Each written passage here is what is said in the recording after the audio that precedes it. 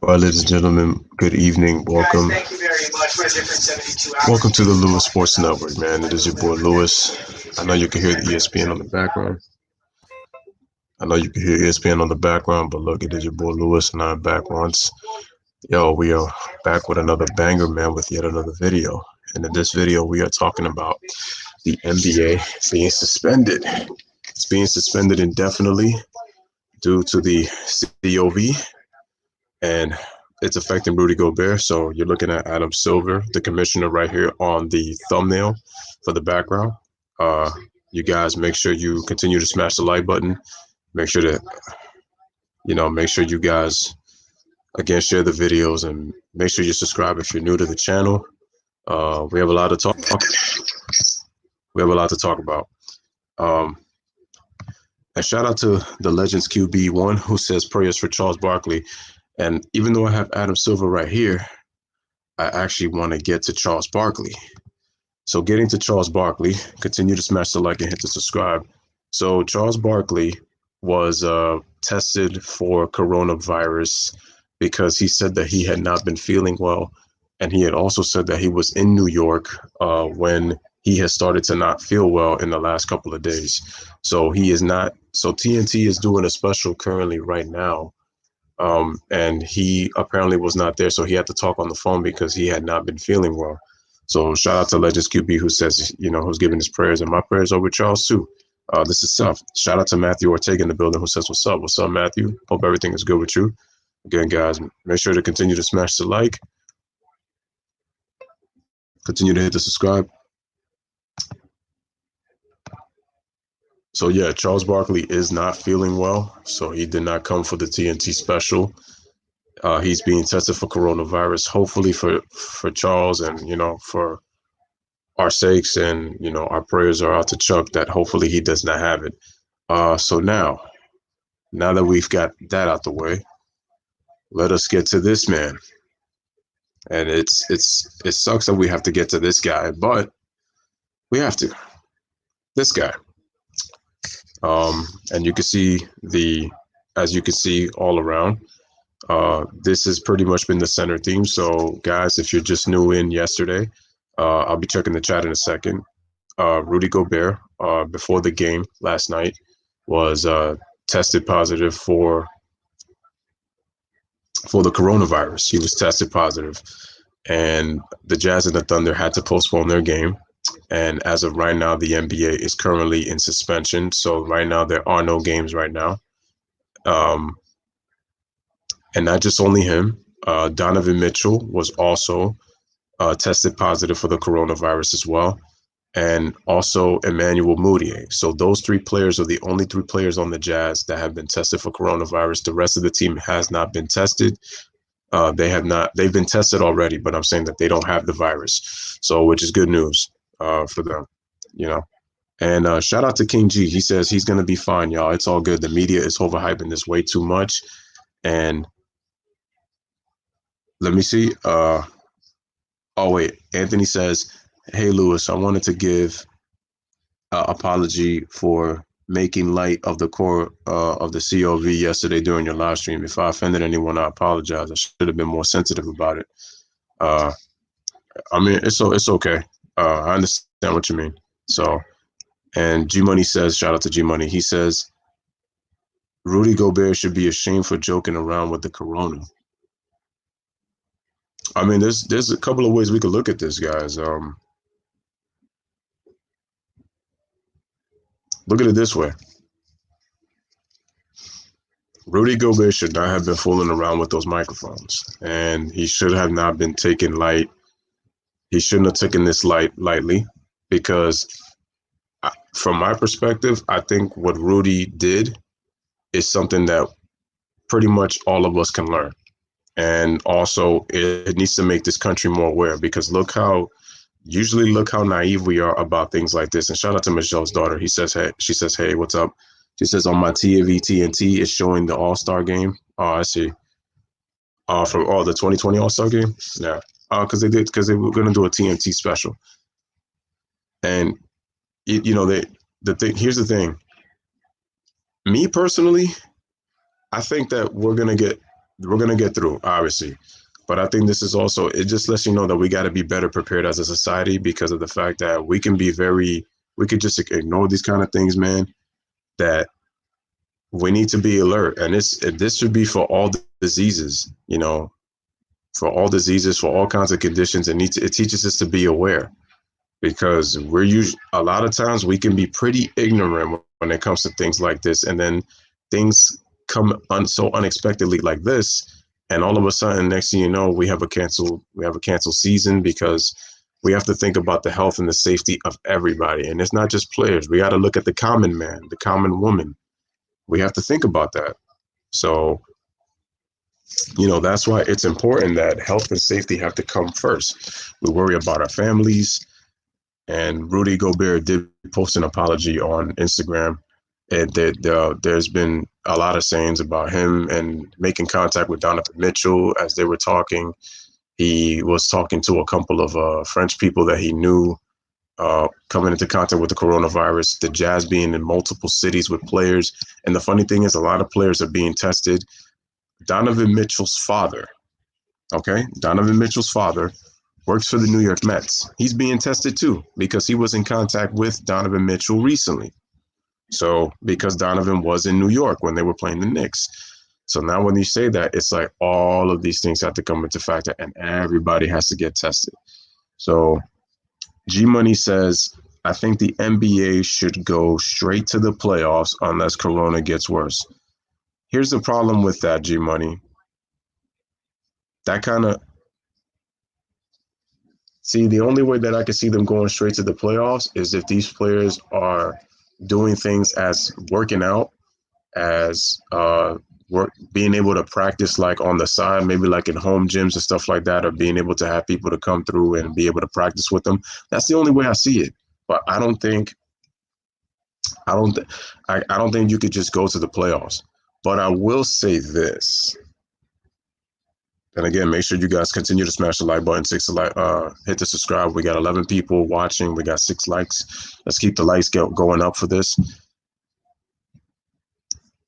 This was the best thing to do for the NBA, and I said it's a blessing in disguise because of what it can do.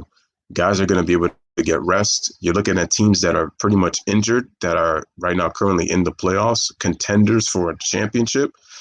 I think what has Rudy Gobert, a lot of people angry about him, is a lot of people what they've been saying that this is the best in their mind. This is the best season that people have seen in a long time, and we don't get the chance. And because now the NBA suspended, look how this COVID issue has now caused a pandemic around the world of sports. You have the NCAA canceled. They canceled the entire tournament, so that's gone. Major League Baseball had to push their opening day 2 weeks, so there's no spring training games as of right now. The NHL is in suspension at the moment. You look at some of these other individual sports. The tennis has been cut short for 6 weeks. So there's not going to be any tennis for like about a month and a half to 2 months. So that's the issue. And that's the problem. It's things like this that need to make us wake up. We're not taking things seriously. And I'm hoping that something like this, now I feel bad for a lot of people who, again, it's affected a lot of people in so many ways. But the bottom line is, because something like this is very serious, even if the media is overhyping it, it sends a message that we need to be more alert. That's the message that it's sending. We need to be more alert. Let me just go through the comments, man. Continue to smash the like. Continue to hit the subscribe. The C's says, the C's 19871. Shout out to my man. That's the C's. He says the coronavirus is nothing to joke about. And the reason it's nothing to joke about is because we need to pay attention to it. Look, it's contagious. It may be small, but it's contagious. The only thing that it would affect, as people have been saying, would be people who are older and people who have health conditions. So those who would affect. But if you're somebody who keeps himself healthy, you should be all right. So at least that's the good news. But let this be a lesson to Rudy Gobert, though. And that be a lesson to everybody. I can't tell you how many times today I was washing my hands. I can't tell you how many times I was washing my hands. Because this kind of thing forces you to have a OCD. So you have a compulsive disorder due to the fact that you have to stay clean because of how easily you can get sick if you make contact with a person, if a person doesn't sneeze or cough the right way, if you're around so many bodies of people, if you happen to touch something that somebody previously touched, if you're like in a if you're in public transportation, you don't know where a person's hand was at. If you happen to shake their hand, all of that stuff you have to worry. All of that stuff has to be in the back of your mind. So as we continue, G Money says, what do you think the NBA will do after the hiatus? Well, the hiatus is supposed to be for 30 days. So at least a month. NBA owners have actually told Adam Silver that they want this to at least last a month. And also, I look at if you really want to look at it, this is really more so affecting business. So that's it's really more the real issue of not just players wanting to play and stuff like that, but if you look at across all sports, it affects business. It's business when you really think about it. So what should the NBA do? I mean, they have to take precautionary action. They have to take precautionary action. And Tomoko, shout out to Tomoko. Greetings, Sports Lewis. Greetings, sports fans. Greetings to Tomoko. Raduni says, what's up? Shout out to Raduni as always. Jay says, G Money, knowing the NBA, things will be reevaluated every few weeks. Reports are for a reevaluation of 30 days or so. Yeah, so they're going to pretty much try to do their homework. So, and they need to do that. Let's see. Shout out to Layla. Wait. Shout out to Layla who always just smash the like and hit that subscribe. The best season is probably going to be next season. You know, it's possible. Shout out to I Buy Houses who says society won't take things seriously because we know we will not get the same treatment as the so-called important people. So humor is all we can actually have to kind of hope it's not going to be that bad. That's been the very problem with society. We have so many distractions, and notice that this is happening very, very, very rapidly. We go from all of these people dying to all of a sudden now we have a coronavirus to deal with. And to me, this is as serious as we have to take this. I also believe in what I Buy Houses is saying, that it's a distraction. And I feel like this is another way of distraction because we have so many societal issues going on in this country, and a virus is just another thing to keep us distracted. But I hope that this is a lesson that to teach everybody that we need to be more aware and that we should not be taking like sickness as a joke. We should be really trying to focus on being healthy. We should focus on safety and, you know, just being careful, not too careful, but, you know, I'm just saying, you know, just careful enough. Anthony L says, hopefully the staff workers can still receive their salaries. Some of those people are working class individuals trying to make ends meet. Hopefully they can pull through as well. So good thing you mentioned this, Anthony L, because I want to get over here and I want to get to this guy. Shout out to Kevin Love.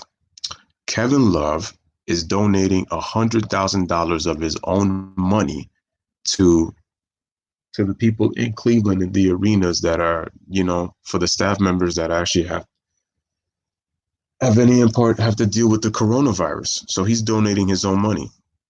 So that just shows you that Kevin Love is a good dude and he was good enough to, you know, give him back. So G Money says, what do you think the NBA will do? Like I said, they just have to pretty make sure they have to reevaluate. They're going to take a good course of action. And, you know, Adam Silver was talking today. He was talking and he says that there's a possibility that the season could be lost. But then there was also a possibility that he was saying that the season will continue because, remember, it's in suspension. So that means that the season's not over unless there's no type of progression or any type of progress. So we're confident enough that we can have a season. because now we have to factor all of this. We have to factor free agency. We have to factor the Olympics. Uh, I was listening to Adam Silver, and he says that it's quite possible that the NBA Finals might be pushed to late June, maybe early July at the most, and that can tell me that a lot of guys might skip the Olympics this year. They might have to skip the Olympics. If we're able to get this whole coronavirus COVID issue, solved. Trying not to say that word. So G Money says, shout out to Layla. She says, smash the like, hit the subscribe for future updates. G Money says, we will see what happens, but in my opinion, I honestly think the league will go straight to the playoffs because we have some good playoff matchups. Here's the thing: we can't really be focusing on that, to be honest, man. The biggest thing is about taking the proper protocol. We got to think about the people first. And shout out to shout out to these guys right here. So remember when the NBA was contemplating on having empty arenas? Well, these two teams, the Pacers and the Rockets, they protested. They said that we're not going to perform in an empty arena without the fans because that's how much the fans mean to the game. And remember, player salaries are made through the fan base. So I think that's important. Jay says, focusing on basketball only, those 9th and 10th seeds would want those games played to have a chance at the A spot. Owners want money, so they want these games. And that's the reason what the owners are, going to Adam Silver, talking about that they want to hold this hiatus for just about at least a month. Again, it's about ratings. It's about the revenue. That's what's being affected. At the bottom line is that's what's being affected. It's the money. Layla says, it may be carried by some, but not manifest. So even without symptoms, it doesn't mean you can't get someone else sick. King G says, it sends a message also that people need to take care of their damn health. Exactly. I couldn't have said it any better. And the season, yep, they ran out of sanitizer. Target ran out of sanitizer. That's true.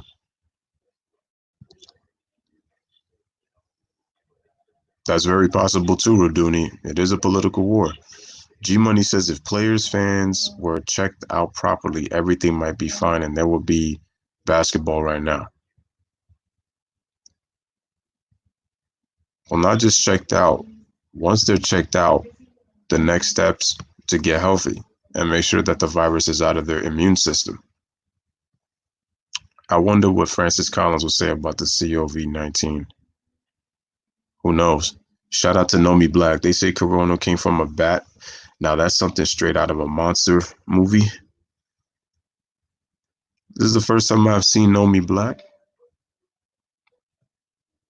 Haven't seen you before unless you're under some other name, but don't know. But shout out to you. Shout out to you for coming through to the stream. Layla says keep smashing that like. Nomi Black says sports is done next week. No sports at all. Yeah, there's pretty much no sports. UFC, though, is actually going to, well, with the exception of UFC, they're still going to continue their fight night on Saturday. So they will continue fight night on Saturday for UFC, as said by Dana White. So they were just speaking about it.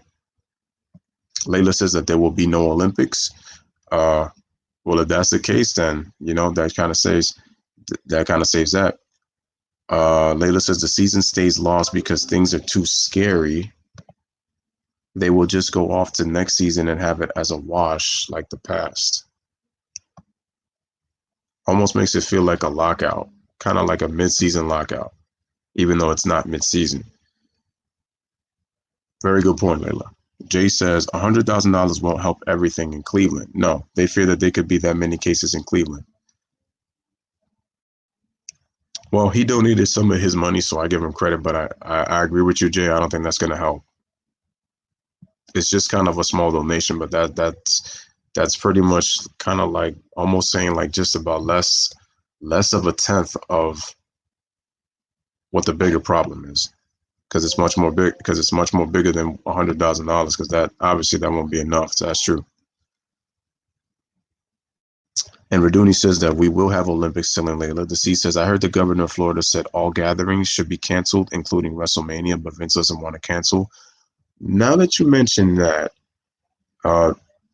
they said about SmackDown, they said that SmackDown was not going to be canceled in Detroit, from what I heard, because SmackDown tomorrow is supposed to be in Detroit. It's supposed to be in Detroit, and they're trying to take precautionary action, basically saying that they feel like WrestleMania should be. Vince doesn't want it. I know that the WWE is going to be they're doing their protocol and their work to try to do their homework on this whole Corona COV situation.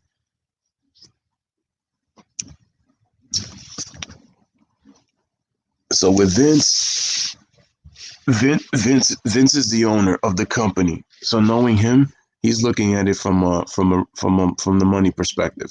He doesn't want to lose profit. So if Vince is not going to lose profit, he's going to say it's not canceled. So that's how Vince is looking at it. If I was to put myself in Vince McMahon's shoes.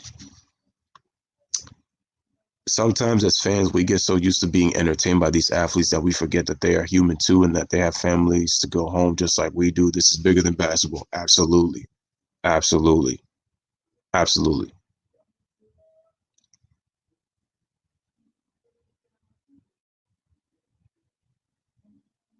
Couldn't have said that any better. Absolutely.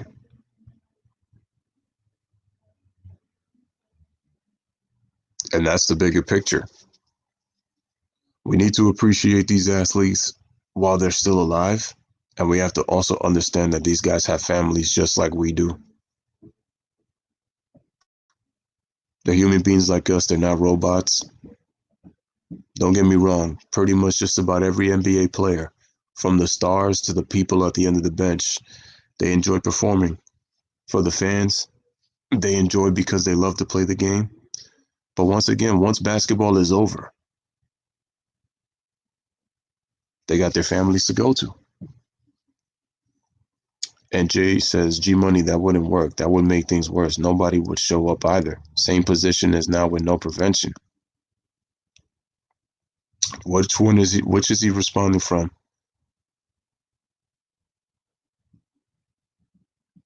I think he's talking about when G Money said that the players and fans were checked properly. Yeah, that I don't think that will work. I agree with Jay on that one. I don't think that will work. Because then people will kind of be resentful as to even coming, as to be like, why do we have to constantly be checked for? Yeah. Jay's right on that one.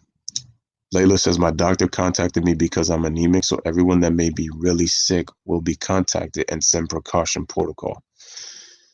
I hope everything goes good with you, Layla, and, I just continue to hope you stay healthy because I know, since you are anemic.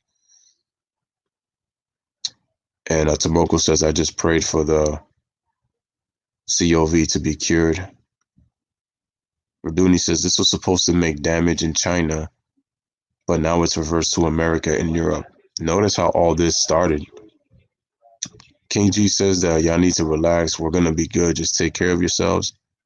I think the league is going to suspend everything until they know all the players, coaches, staff that are in the playoff position are cleared. Then they will play the playoffs with empty arenas. He canceled the XFL. I heard that. God forbid, if a player dies, do you think the season will be canceled? Well,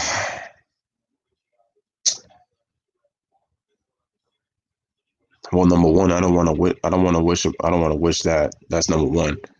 And number two, it might be because that's kind of sending the message. It's kind of sending the message. I'm proud of Uganda for having accepted Theravada Buddhism in their country. May Uganda have more peace of mind and tranquility. That's right. The thing is also you got to move on. So I look at it as you're going to continue to play. You're going to continue to play. Continue, continue to smash the like button. Continue to hit the subscribe button. Shout out to everybody coming through. Layla says if a player dies, season will be gone. The reason I think the season will be gone is because it's going to send a message to everybody that, number one, this is really serious and you don't want to put everybody else at risk. See, once it happens to one person, you got to think about everybody else. No players dying. Y'all watch the news too much. Think something else is going on.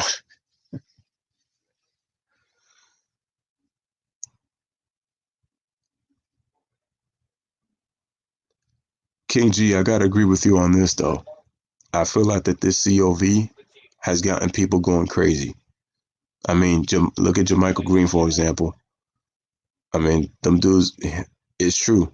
I mean, the people that live in my area, the people that live around here, they were shopping like if it's the end of the world. And it's like, yeah, we have to take precautionary actions, but it's like we also kind of have to be positive. Shout out to Freddie Gee who says what's good, Lou, in the chat. The thing is, King G though, here's what I gotta say, bro. The problem is with what Rudy Gobert did, and like I said, I feel like there's a lot more going on, to be honest with you. He's the reason that everybody's like kind of like this. And that's the thing. And this is why Layla makes a perfect balance. We got to stay positive, but we got to be realistic too. We can't, it's like, we can't just say like, oh, everything is going to be okay. We pray that everything's going to be okay, but we got to be realistic too. We got to be realistic. I mean, I said it, and King G, I said it that it's a distraction. It is a distraction. But this is again because this country is so ignorant, because we can be very naive, because at times we don't want to understand that we need to take better care of ourselves. I mean, just look at people who smoke, just people who have, look at people who have different types of illnesses. Like look how everybody's gotten OCD because of this epidemic, because of Rudy Gobert. So I'm not going to sit here saying that Rudy, you know, is it okay, man? Is it okay that, you know, Rudy touched the mics and he was kind of being, you know, he was kind of being he was being irresponsible? Yeah. But I also said that it's a blessing because it makes us pay attention more. So we got to do that. Oh yeah, King G, I agree with you. We got to strengthen our immune system. But this is why it goes back to, this is why that this will now make us again more accountable of taking care of ourselves.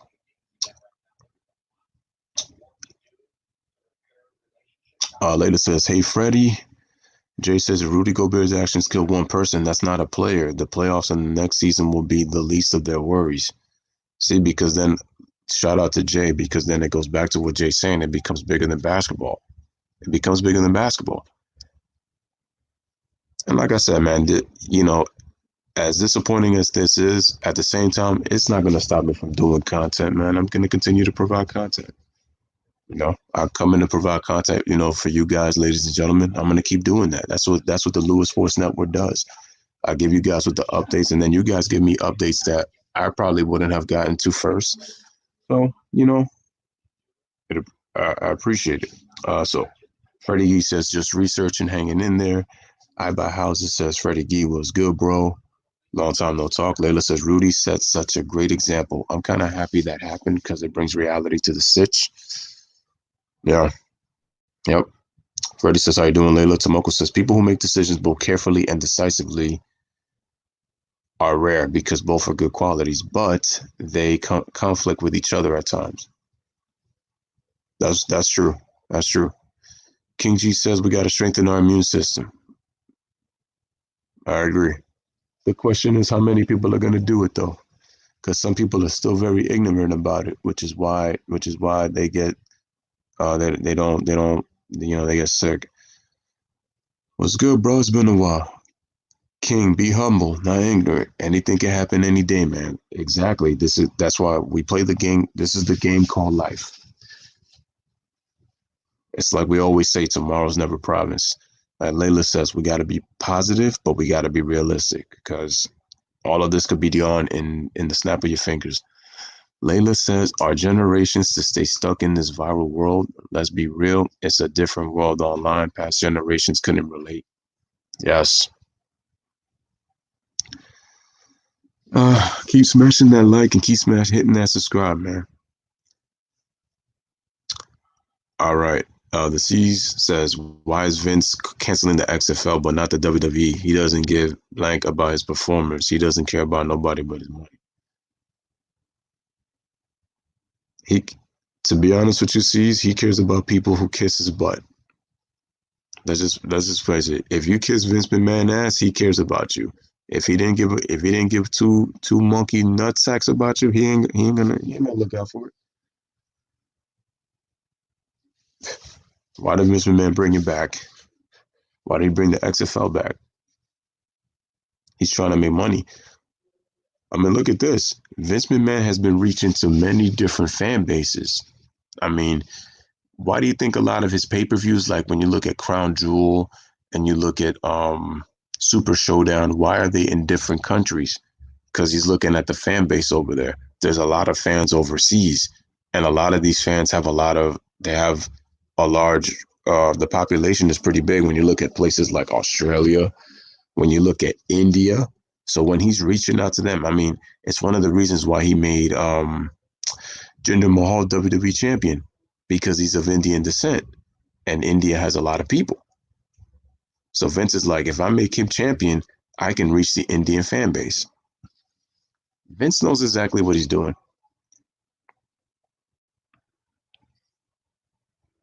Well, that's my point. Raduni says, sorry to say, y'all, but this is just a distraction. You should prepare for what's coming after that. And that's my point. And that's why I said that Rudy Gobert, for this situation, it's to prepare for what's coming after. Because like I said, we put a curtain to a blind's eye on a lot of things in this life. Little joke. It's lighten the mood. If your poo could talk, what would it say? I'm free. Shout out to Layla. Always continue to smash the like and hit the subscribe, ladies and gentlemen. King G says, people keep saying we living in the end times. Who knows if that's true? Just connect with the Most High and stay positive. You can try to do that. Layla says, King G, they've been saying that since the beginning of time, so I won't hold my breath. And this is a pastor's daughter speaking. I Buy Houses says, I guess the Cavs are going to pay their staff wages throughout the season. I guess so. Especially since Kevin Love started with the donation, I'm guessing that's what they're going to do. And he says, yes, I agree with you with that. And Jay says, WWE is a cash cow. It's a cash cow. Facts. XFL, not so much. Facts. It's funny because I had one of my new subscribers was trying to put me on the XFL to do XFL games, and look, just like that, boom, it's gone. He was trying to get me to go on that wave. Okay. So now I want to get to this guy, Vince Carter. I'm just going to wait till it pops up on the screen here on YouTube. Just going to wait and wait and wait and wait. I know it's coming. So getting to Vince Carter.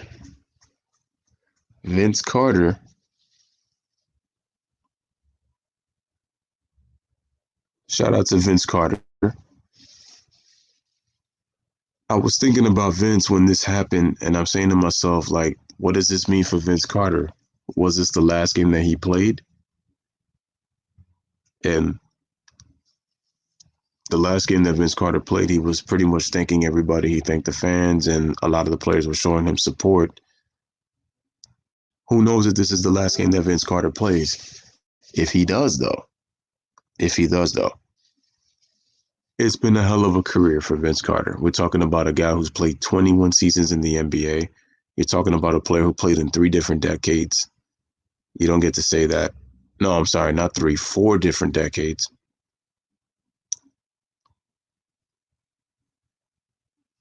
And so King G says, Vince doesn't even run the shows. No, what I mean by Vince is he gets the last word. Triple H is running it, but Vince gets the last word. That's my thing with Vince. It's not even about Triple H. I know he's running operations. Me personally, I want Vince McMahon gone. This is a guy who it's like he'll bury himself with the WWE. That's how obsessed he's with it. I feel like he has a little too much final say so on what goes on. I feel like this product could be so much better, but some of the concepts on his final words are just I don't like it. And I know his boy Brock Lesnar's a big money draw, but I wish he would just face somebody where Brock would have to actually wrestle. Like I'm sick and tired of seeing him with a championship and he's holding it.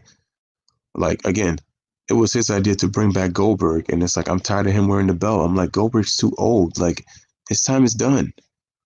His time is done. So now you're gonna put him to fight Roman Reigns for the championship? Like come on. And that's the thing. The writing team, they just don't know how to promote these stars the right way, like they did in the past. They need the right creative writing team, and like let them give their expertise on how to build storylines, how to build promos, and you'll see the WWE do better. And the thing is also they make these guys act like robots when they talk on the mic. If you look at the way the crowds are in today's wrestling, it's not the same. If you look at the camera angles, they're not the same like they once were. So there's a lot of things that they need to fix in terms of the wrestling business. So the C says, "Do you think the stores will be closed down like Walgreens and Target?" I don't see why not. I don't think it's too far of an outcry. Uh, Raduni says, "I can't say nothing better." Jay says, "Vince has always been more about money over people." Oh yeah. I bought houses says Vince had a very good career, borderline Hall of Famer. I mean, I gotta give Vince credit. What he's been able to do with the WWE from the time that I've been watching as a fan, for him to turn the WWE into the global entity empire that it is today. I mean, starting with how promoting WrestleMania and Survivor Series and SummerSlam and the Royal Rumble. If you look at just those 4 events alone, they're kind of like the four seasons of weather. If you really think, because those are the 4 most major events of the year. When you look at the Royal Rumble, SummerSlam, WrestleMania, and Survivor Series, they coincide with like the 4 seasons of the climate. You got spring, summer, fall, winter, and that would be the Royal Rumble, Survivor Series, WrestleMania, and SummerSlam. SummerSlam for the summer. So SummerSlam for the summer, the Royal Rumble for the winter, Survivor Series for the fall, and WrestleMania for the spring. Vince is beyond the Hall of Famer.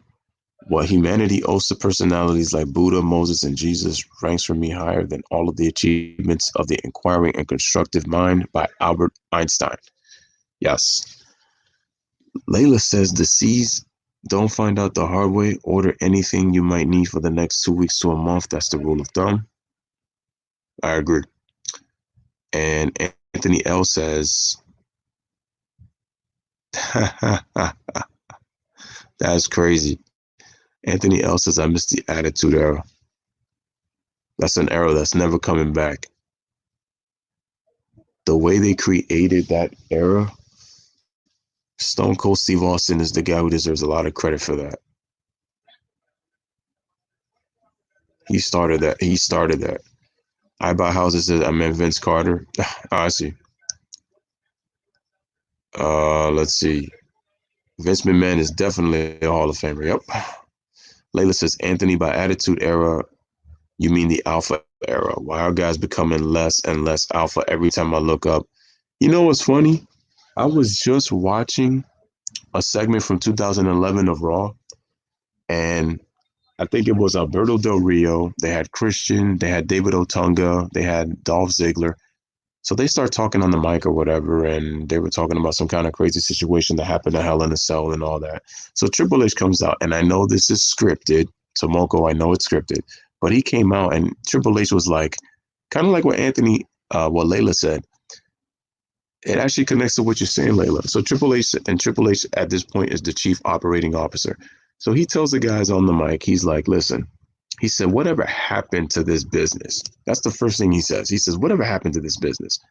And so then he says, what happened to the men when they got in this ring? They just came here and they fought and they just fight. He said, we got a lot of guys complaining. And this is why I'm looking at your words right here. It was the alpha era. The attitude era was the alpha era. Layla, you speaking straight facts. We have too many betas in the WWE. We don't really have true alphas. When you look at the alphas back then, we're talking about Bret Hart, Shawn Michaels, Undertaker, Austin, The Rock, Triple H. Those were alphas right there. All of those guys were alphas. Those guys busted their asses and they just fought. They just fought. That's what those guys did. They fought. And Layla says, as a girl, I could definitely tell you it's not more attractive. This is how Layla, this is how you know Layla knows her stuff. Tomoko says perhaps because jocks were the cool ones before, but intelligence became sexier after a while. Tomoko just described you. Brains and bronze. And the brawn. The C says, I was just watching the Ruthless Aggression series on the network and it's pretty good. The very beginning is actually very good. The short time that the Ruthless Aggression era was is actually pretty good. Now, does it compare to the Attitude Era? No. But the Ruthless Aggression era was very good. It was still entertaining, and the storylines were still very good. If you look at just 2002 to 2003, the storylines were in its apex at that time. If you look at those storylines, so the C's, if you, I don't know which part you're up to in the Ruthless Aggression era, but if you watch 2002 to, I want to say about 2004, maybe you could even go as a stretch of 2005. The storylines that they had were in their apex. And as Layla would say, true alpha form. Anthony L says, I will never forget the Vince screw job on Bret Hart. Yo, I keep watching myself that over and over and over and over again.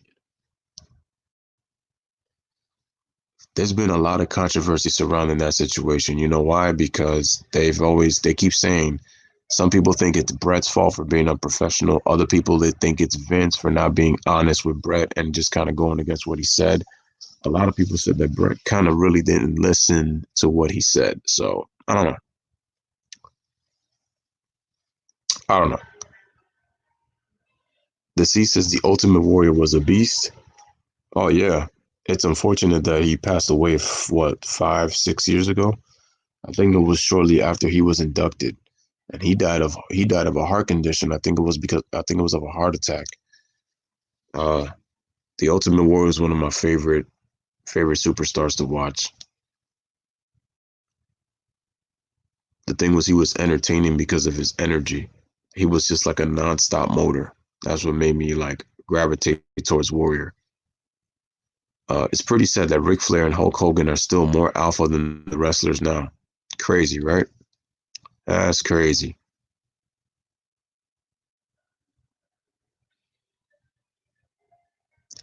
I mean, not just Ric Flair and Hogan. You could say, who else would be? I would even say Bret Hart is more alpha, just considering how he's been sounding these last few years. Oh, which reminds me, guys, if you're into wrestling, I'm actually going to do another live stream Probably tomorrow. I'm gonna do one tomorrow. This is gonna be on what the Hitman said. Shout out to Jason Breaks. Melo ever gonna play again either? I'm pretty sure he's gonna play once all of this goes through, or once all of this ends. I'm pretty sure Carmelo's gonna play. Jason. So I think Melo will be playing. Him and the Blazers, they'll be playing again. They just have to proceed with caution on this whole virus thing. They have to just do their research, see any reports and updates that they could bring to the media so that they inform us fans. And then obviously your boy Louis Sports Network will be able to show you guys what's going on. And then also, like, if anybody else brings news first. And shout out to Jay. No, not Jay. I'm sorry. Jay says jocks will get their picking of females in school, but many tend to spend the rest of their lives with non-jocks. Goes both ways. Yep. Agreed. G Money says, how do you know if you got corona? I think you would have to be a little bit sick before you get it. Well, this is why you have to follow Donovan Mitchell and Rudy Gobert. Donovan Mitchell, I think, was not sick when he caught it. And remember that this thing is this disease. Shout out to D Holloway. Look into an NBA with KD again. Oh, it's gonna happen. It's gonna happen. It's gonna happen. Shout out to Mr. D Holloway too. And let me just say this. Let me just go here real quick. Let me go back. Because you gotta look. Because you gotta look. There's players who are, and again, you have to go back to this. That's an interesting question you mentioned, G Money, but they said it.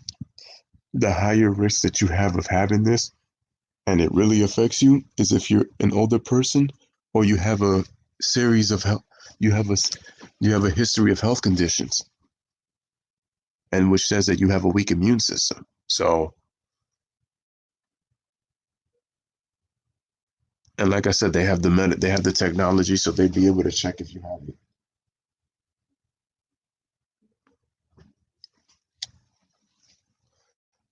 So Raduni says, because the social construct just allows the beta athlete to compete, they don't want the masculinity energy on TV anymore. Oh my goodness.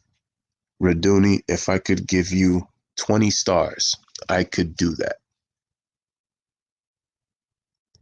They are afraid of the masculinity energy. Masculinity energy is alpha energy. Social construct, if you look at, which I would kind of say social media, is beta energy.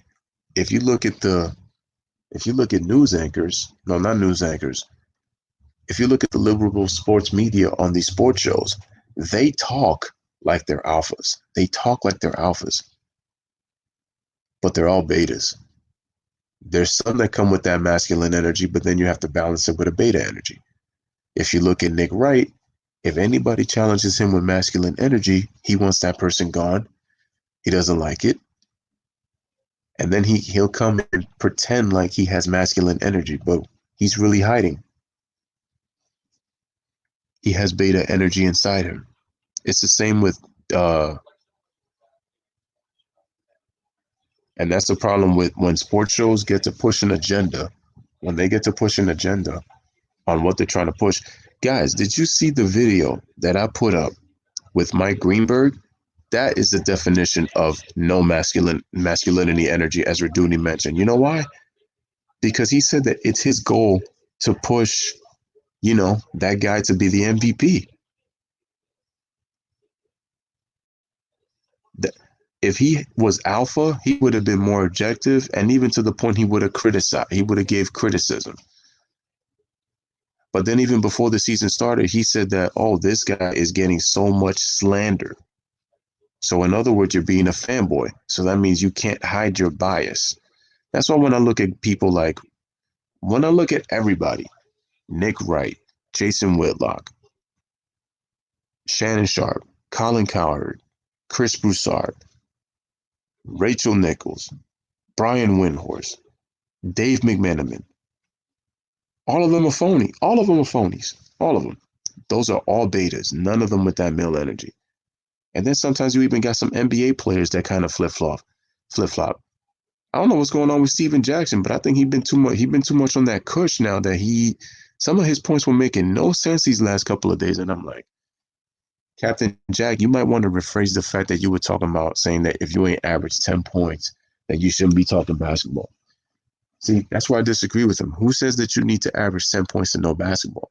See, if you analyze and critique the game in the right way and you objectively give very good objective analysis, you don't need to average many points in the game. It's about what you know. If you're a true student of the game, whether you played or not, if you know the ins and outs of the game, you can put your expertise. Not people who give stats and watch highlights when you know that they don't watch the games, and you can hear it when they try to talk about the game. And they'll say, "Oh yeah, I was at the game," or when I saw it from my angle with the way I was looking at it, I thought this, and they come with garbage. They don't know how to analyze a game. Why do you think the bronsexuals and the fanboys repeat the same thing they do? And then they'll tell you, "Oh yeah, I hate the media." BS. If you're chewing the porridge, you're absorbing what they're feeding you. Plain and simple. All right, so let me keep going down, guys. The C says, "Do you think that Vince McMahon and Bret Hart angle at Survivor Series was a work?" It's possible. Anthony L says, "Wrestlers aren't as creative with their charisma. A bunch of cookie cutters now." It's a combination of that with the writing. The story. Look what they did to Bray Wyatt with his character with the Wyatt family, and then with the Fiend. They made him lose to freaking Goldberg, for God's sakes. And his character has kind of been slumping as of late. So they're trying to make him, now they're trying to make it credible again by putting him against John Cena at WrestleMania, who just came back. Let me see. Anthony L says, "Mr. Perfect to me had the biggest charisma, very underrated as a wrestler and legend." Oh, I love Mr. Perfect. Mr. Perfect was a joy to watch. His mic skills were so underrated. I loved his Mr. Perfect segments. I still remember that time when he threw a football, and I think he ran all the way across the field, 100 yards going down the end zone and caught the ball. Like just little stuff like that. Obviously, that was all with the work of the camera, but you get what I'm saying, though. But just little segments like that, like they were just so dope. I mean, when he would take the towel, when he would come out, and then he would flip it behind the back and then catch it with his opposite hand, just little things like that were pretty cool. And like I said, he was entertaining to watch. I mean, I remember when he teamed up with Ric Flair. I know Ric Flair's first run in the WWE was not great, but I enjoyed the promos that he had with him and Mr. Perfect, so they were cool. Mr. D, keep smashing that like and keep hitting that subscribe, ladies and gentlemen. And Layla says, no, Mr. D Holloway. He says, "Looking forward to KD again." It's gonna happen, bro. If you guys have Dr. Seuss books at home, I suggest reading them. For there's magic everywhere that you look, sit back and relax, and all you need is a book. Raduni makes good points. G Money says, "I am not old. I have zero health conditions, and my immune system is pretty strong." Well, G Money, that's my point. It's not going to affect you because you're young and that your immune system is strong. That's my point. The virus is affecting older people. Look at Charles Barkley, for example. That man is 57 years old and he's sick. He was fine up to that point, but he's sick. And hopefully Charles makes a sweet. And I think hopefully Charles will recover. I'm praying for Chuck. I think Chuck will recover, though. Tomoko, that sounds like the Reading Rainbow. Oh, I remember that show. Yo, y'all remember Reading Rainbow? Yeah, I remember that show. Be like, "Reading Rainbow, Reading Rainbow." Yo, I did remember that joint, man.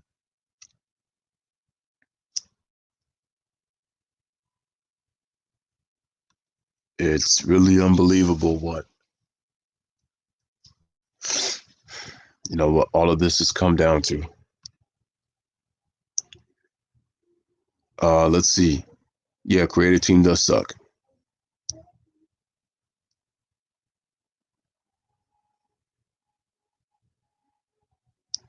Okay, let me just go down through the comments and let me continue.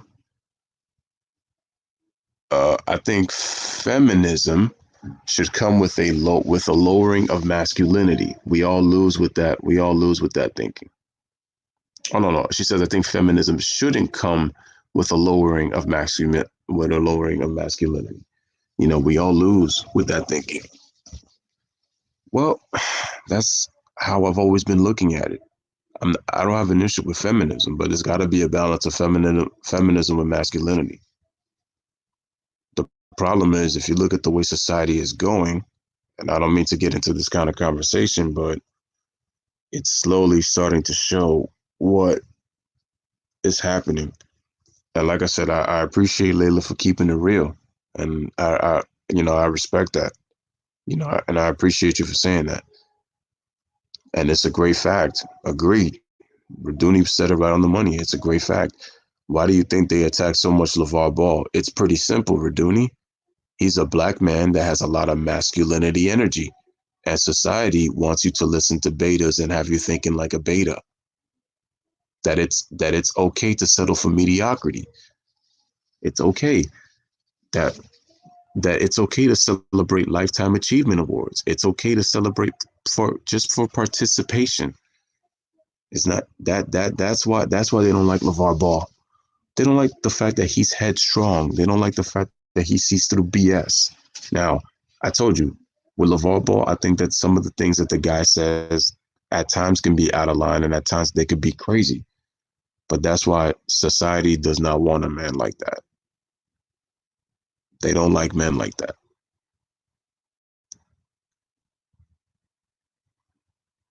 That's what society, those are the type of men that society tries to suppress. They don't want those kind of men raised into prominence. I mean, why do you think that we have a lot of it's crazy to me why we have so many special needs children, you know, especially with the way that the special needs children, if you look at the last 15 to 16 years, how many kids with conditions, with different diagnoses, with different behavioral, emotional issues, they've skyrocketed in the last 15 years. And I keep asking myself, where did this come from? And how did something that didn't look so obvious become so common? G Money, that's a hell of a start for sickness. You should be okay. Still doesn't always hold true. Know your surroundings and always stay in preventive mode. Exactly. Mr. D. Holloway says some of the greatest coaches wasn't nowhere near close to being all-stars. And that's my point. All you got to do is know the game. You can play it. You obviously get a strong support system with people that you know in the past. On your way to the coaching ranks, whether you're a scout, you know, a player development coach, an assistant coach, you know, and then eventually becoming a head coach. All these guys paid their dues, man, to get into. Some of them don't, because some of them just kind of get them through preferential treatment, and they get, they have people in the organization that kind of speak up for them. Others have to pay their dues to get their opportunity to be one. But like I said, look at some of the greatest coaches. Phil Jackson, 11 rings, and that guy was never an all-star. Never an all-star, and he won 11 rings as a basketball coach. Yes, now he had Tex Winter, obviously, with the triangle offense. So I'm not going to sit here and deny that, which shows you how underrated and great of a coach Tex Winter is, too. And all I seen from Tex Winter was his coaching. Coaching.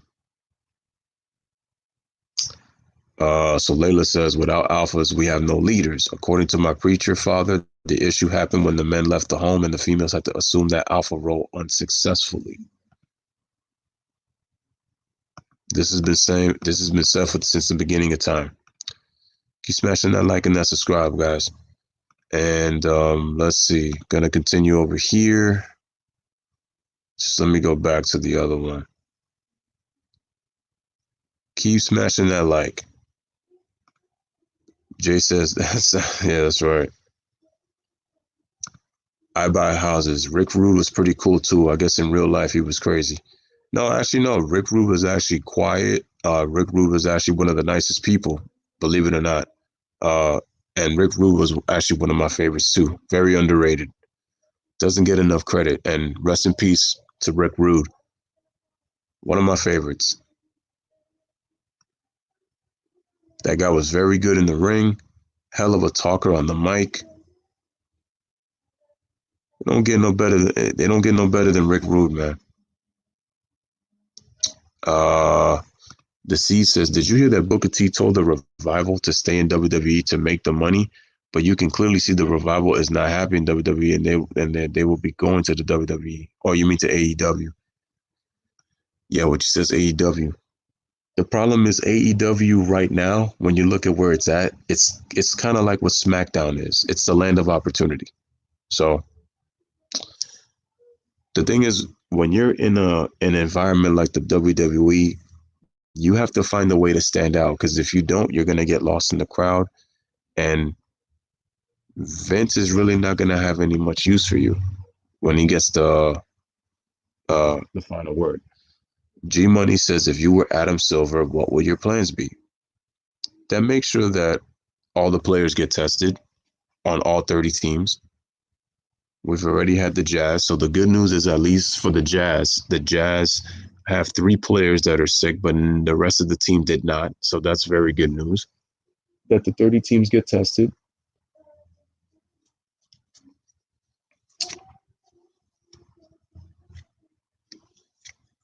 Let me ask you the question. So I'm going to throw the question that G Money threw at me, and I'm going to throw it to you guys. If you were in Adam Silver's position, what would you do, and what would your plans be? Let me know in the comments. What would your plans be?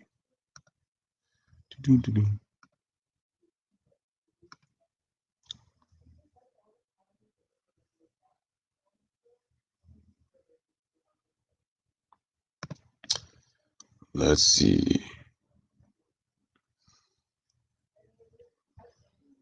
I'm going to keep looking at the comments over here. Tomoko says, remember when rock, scissors, papers was cool? I mean, it still is if you just find a way to make it cool.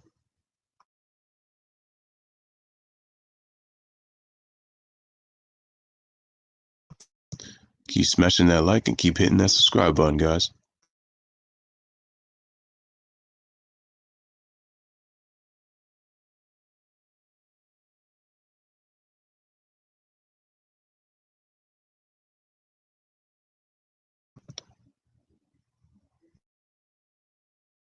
Jay says, LeVar Ball is in his own world, wrong on many fronts. Did Lonzo take the Lakers to a championship? Never reached the playoffs with him as a leader. Has LiAngelo ever played with Lonzo? Now, there I agree with you. I agree with you there. He was talking out of his ass to try to say all of his sons were going to play together on one team. Because, as I said before, and people were hating on me for this when I said this, but I told you that LeVar tried. I'm not saying that he's not a good father, because he pushes for his kids to be the best. So there's nothing wrong with that, and I respect him for that. But I also say he be talking out of his ass a lot, because this is why people don't be tending to like him. Because look, Lonzo Ball got traded, and he started to play now. He started to play well in 2020, when he was abysmal in 2019. Even if he played well defensively with the Lakers, he was abysmal on the offensive end. And you can see he was not a confident player. LaMelo is all he has left until he's labeled a BS artist. Yeah, that's all he has to hang on. And like I said, he's trying to live through the success of his kids. But then he'll tell the media that everything is good. So that's why I'm like, which one is it? So when I said that, everybody was looking at it, oh, you're just attacking a black man. Y'all turned it into a race issue when it wasn't even about that.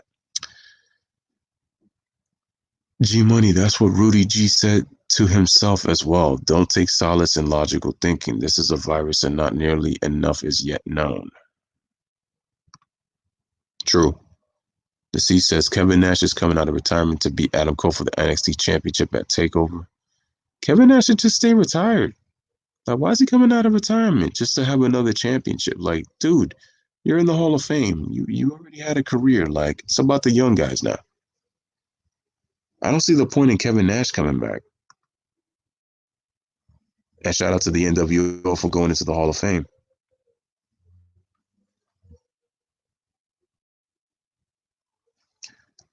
Females are sexy. Females are sexy. I think even other females through heterosexual could still appreciate a fine feminine figure. That's just how sexy they are. Freddie says nothing replaces an alpha role model. Facts. Tex Winters was the real brains of the coaching staff. Phil was great at motivating and getting the team focused. Thank you for pointing this out. I buy houses because I say this all the time.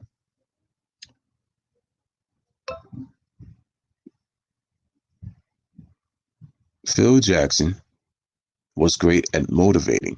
Phil Jackson was about meditation and he was psychological. That's what helped. That's what players gravitated towards Phil in terms of Michael, Scotty. I know Kobe, with his alpha energy, at times wouldn't listen to Phil, but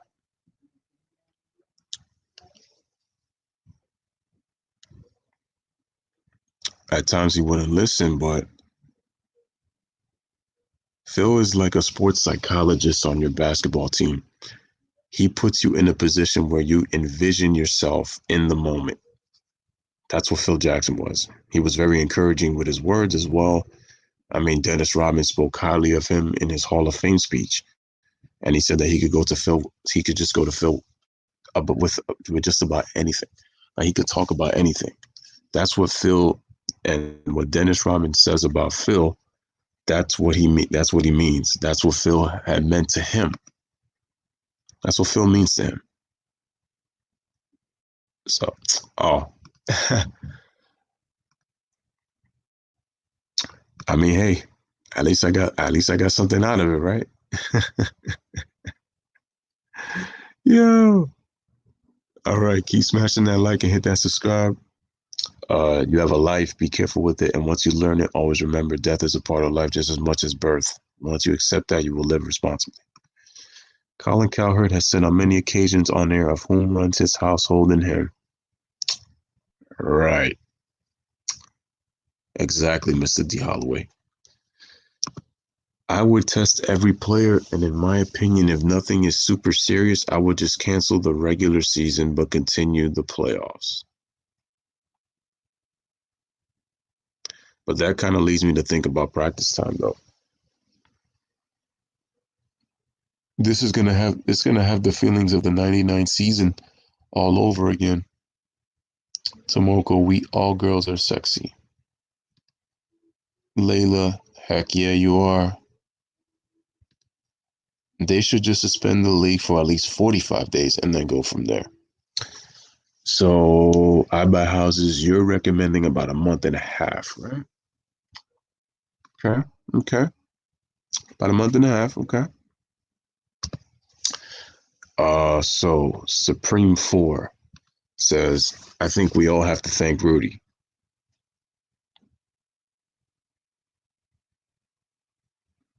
Mm-hmm.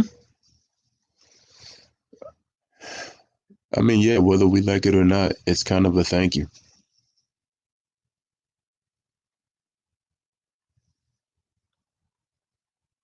Spread awareness, make us more accountable as humans, understanding that this is bigger than basketball, this is life, and make us pay attention more to distractions. And like what Raduni was saying, prepare for what's coming next. That's why you, in a way, it's like you're upset that the games were canceled, but again, you have to thank Rudy because now it'll help us prepare for what to come next.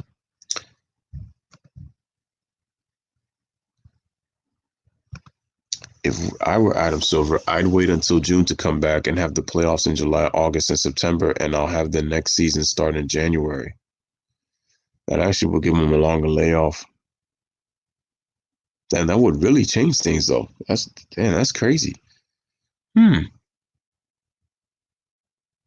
Do you think the regular season would be better off starting in January and have the playoffs in July, August, and September?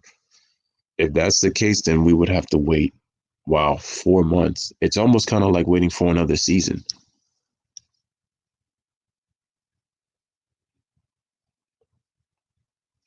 Well, then if the season starts again, but you know what though? That means training camp would actually be a month sooner. And would they start the season in mid-January? I was just joking about the Kevin Nash thing. All right. Keep smashing that like and subscribe for future updates and stay safe, please.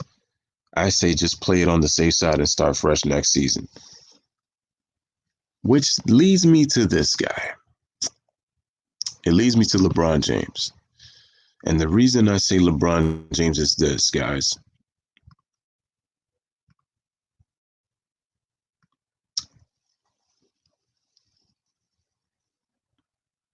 This can be big for him if the season is to be canceled, because then he loses an opportunity to win a championship.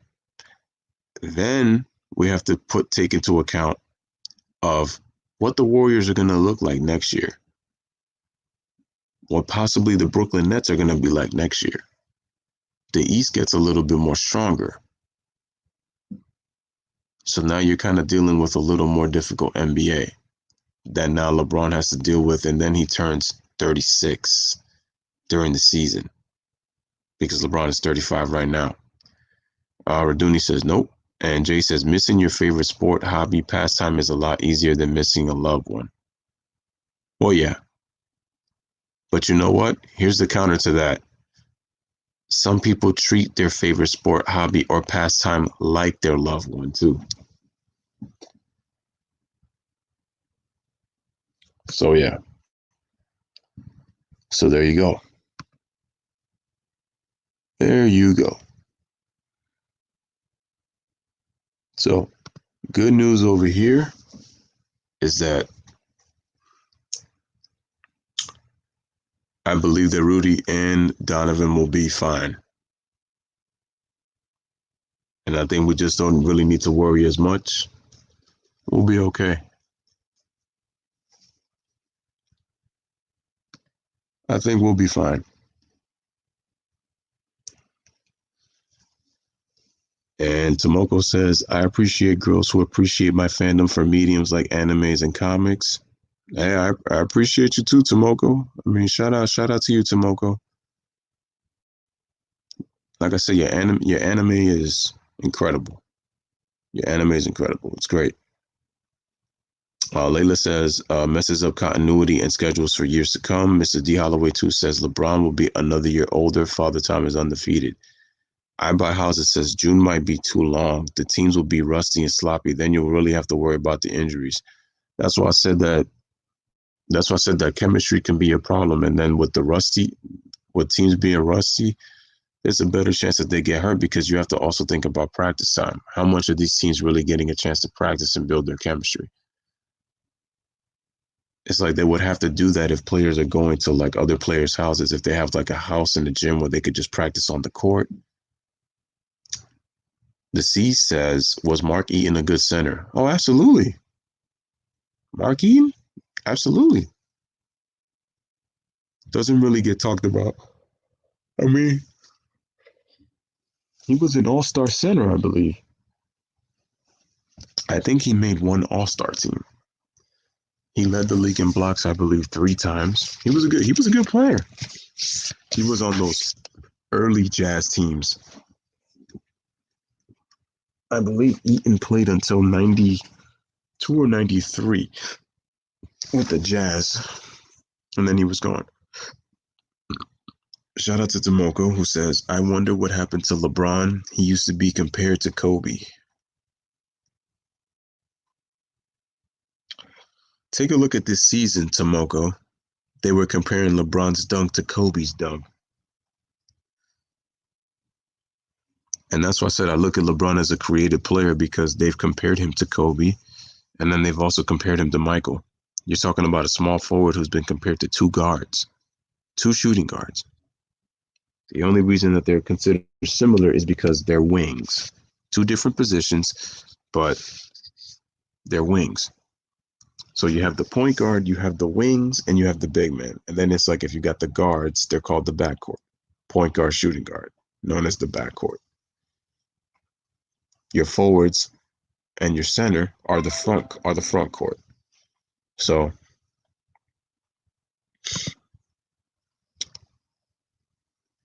and Jay says Jordan liked dunking on Big Mark Eaton. Yo, Jordan liked dunking on a lot of big guys. Mark Eaton being one of them. That's the thing that I've always loved about Jordan. By the way, alpha energy, masculinity energy. He was never afraid to dunk on a big guy. He would take it right at him. It's crazy how you criticize dunking on John Stockton. He comes back and then jumps over a 7'4" guy.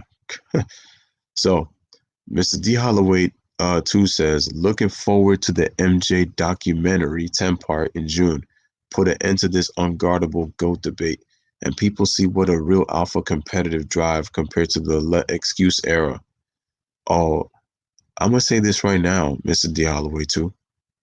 It's gonna be over for the fan base.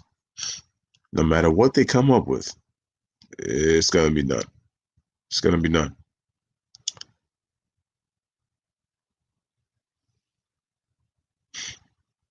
Keep smashing the like. Keep hitting that subscribe. Bernie Sanders is an alpha, just saying. G Money says, I'm just asking, are you feeling sick right now? As in terms of my body? No. I'm completely fine. Layla says he was lethal.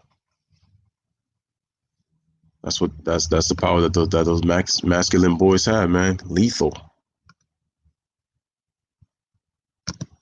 Was Kobe MJ? No, but he was lethal.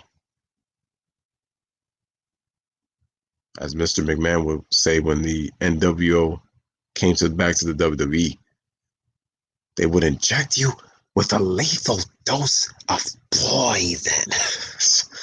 Yeah, I could never get over Vince McMahon when he would sound possessed. When he would sound possessed, I'm telling you, it'd be either the funniest thing or the scariest thing when it came to Vince. So the C says, who do you think was a better big man, Giant Gonzalez or the Great Khali?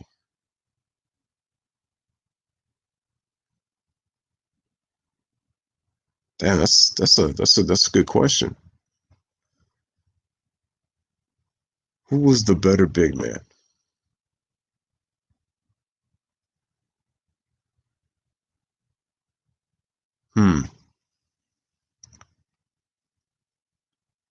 Jay says some of the LeBron fanboys will be on suicide watch after that special. They will be.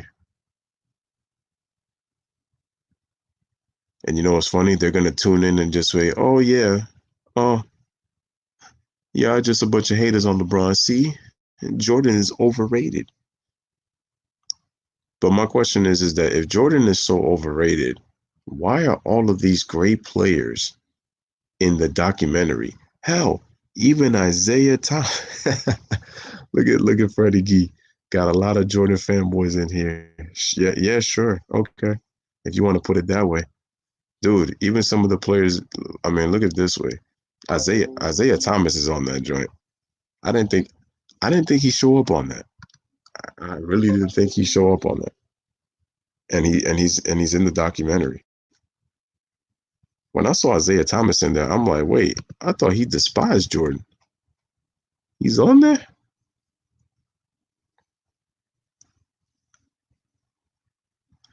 So to answer your question, C's, I'm gonna go with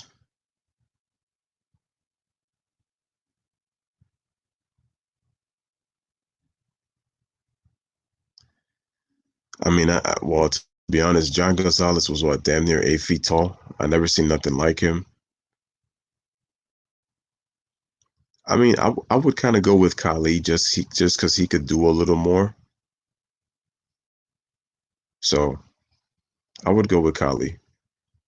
I would go with the great Khali. That's a tough one. And the thing is, Khali was a world champion too. I mean, it shouldn't that shouldn't really be the determining factor. But I just said at least Khali was able to win in the business.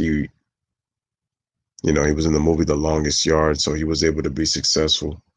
But I think as a better overall big man, I would go with the great Khali or with the Giant Gonzalez. But Giant Gonzalez was impressive to look at. The guy was damn near 8 feet tall, bro. Oh, good comeback, Layla.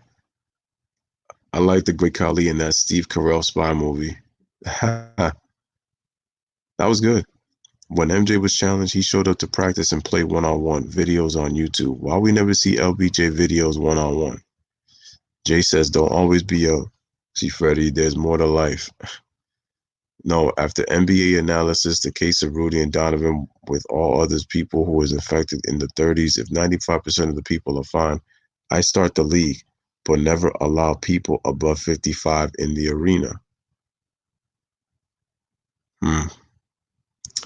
I think the exception with the whole 55 thing would be if they're healthy, but you do make a point. I think if the people that are 55 that are not healthy shouldn't be on the arena because it comes down to health. And at the end of the day, yes, older people can be affected, but I think if they're healthy, I think they could be part of the game. Layla says,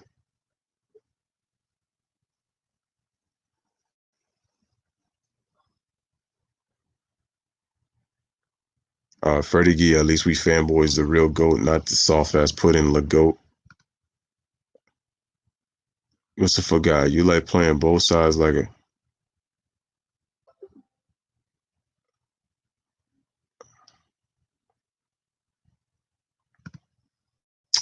Oh man, yeah, y'all ridiculous, bro.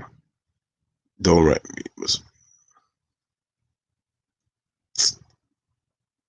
Yo, y'all really need to chill, man. It ain't even that serious.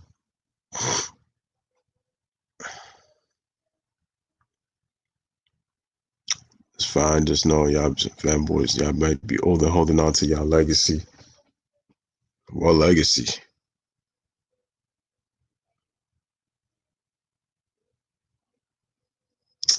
Yo, the two of y'all just cut it out, man. It's really not that serious, man.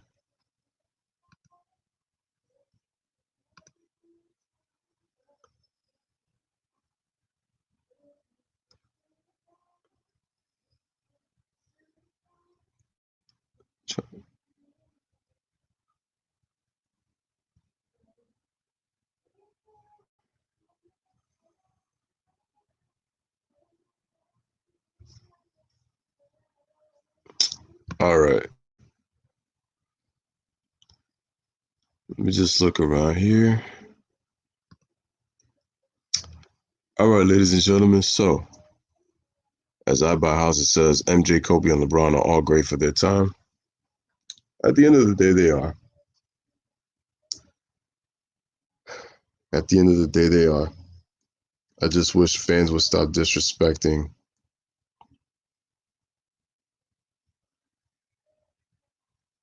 I keep telling you that the media is the evil. They're the evil enemy because they've caused divisions of fans. You could even say for all three guys, honestly, for people to attack one another.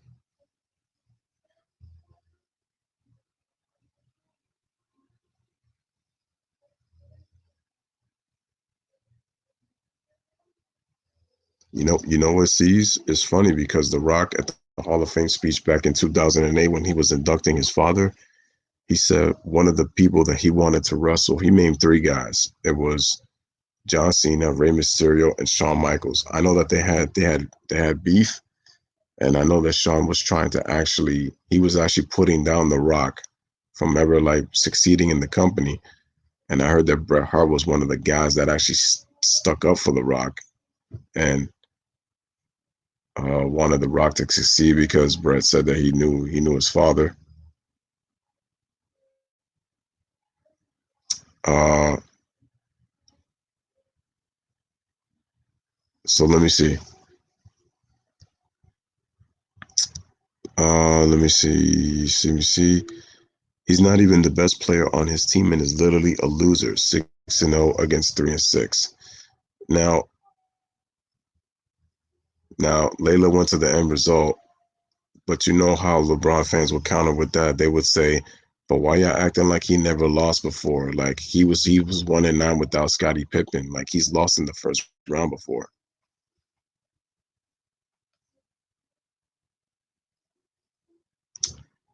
So that's what they would. So that would be the counter.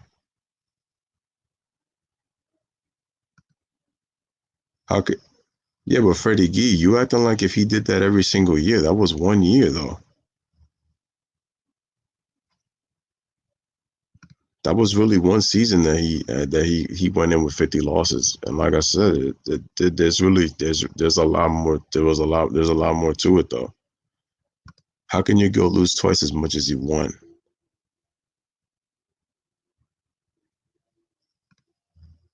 He said, "Calm down." Uh, he says, "Why hate on greatness?"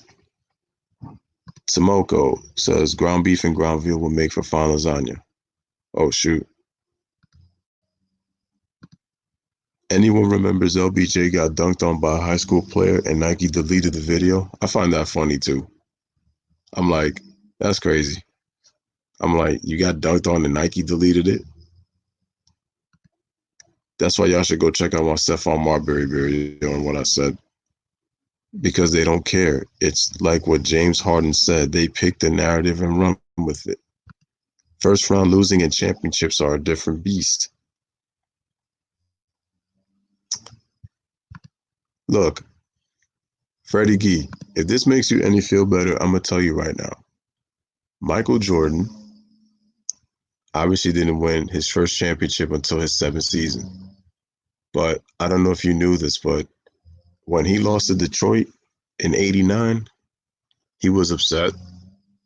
And in 1990, when they lost in 7 games, Jordan actually wanted to retire after the 1990 season. But he was convinced to stay one more year by Phil Jackson. Phil Jackson actually convinced him to stay because Jordan was really thinking about retiring because he was having a tough time going through the Detroit Pistons.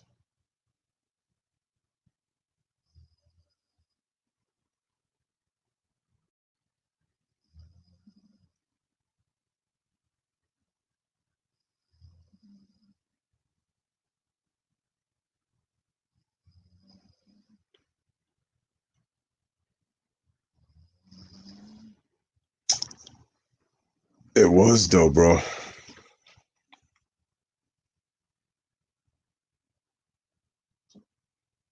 Whatever.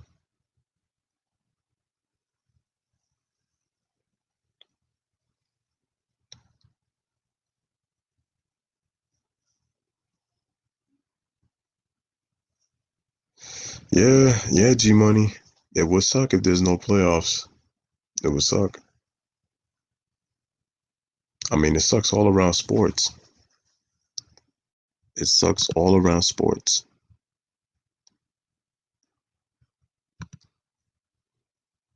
It sucks all around sports.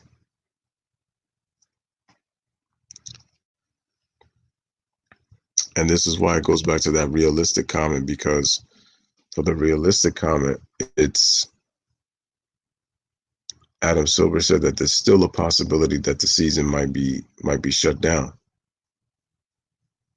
So, which is what it goes back to what Layla says that we got to be positive, but we also got to be realistic.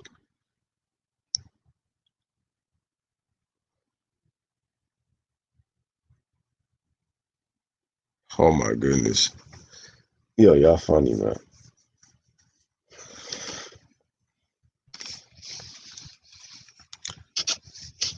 Captain Safer Lee Ho in the building.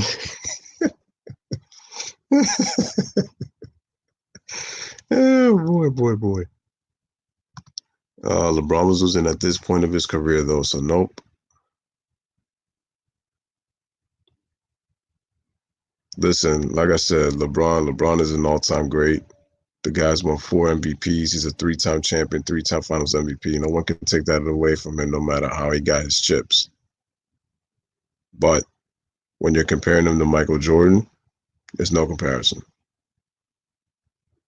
The, it goes back to what they're saying. The media wants to pick a narrative and they run with it. Look how badly Mike Greenberg wants LeBron to win the MVP. He says it's his goal, it's his mission for him to win. That dude is biased. That dude is so biased. Rachel Nichols went as far as saying that because of the Kobe death, LeBron should win the MVP. Why?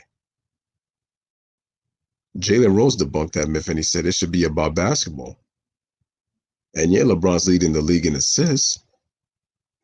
But what about the other categories though? He's not leading in those, and we have to be really honest.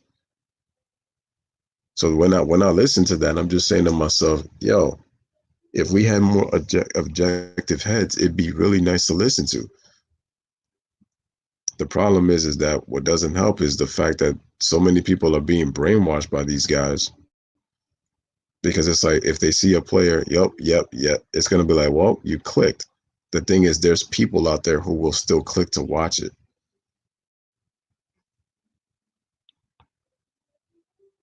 So let's look at it. Let's look at that. Uh, yeah, sure. Uh huh.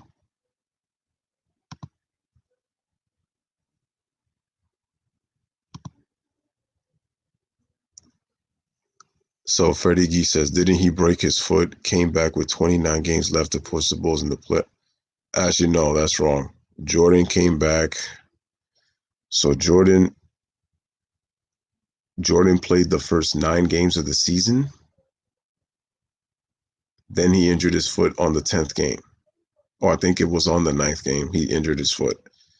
He missed 64 games, and then he came back for the last 9. The Bulls actually went 6-3 in the last 9 games that he played. And yeah, they made but the thing was is that without Jordan, they were 21-43. They were 21-43. That's come on, like be honest with yourself. They were 21-43 without Michael in 64 games.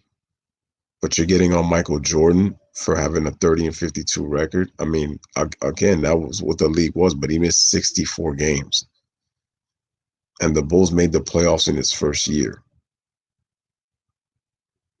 in his rookie season.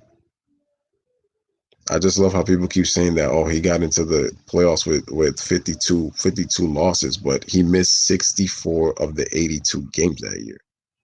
It was, if Jordan, listen, you would be right if Jordan played all 82 games and they lost 52 games.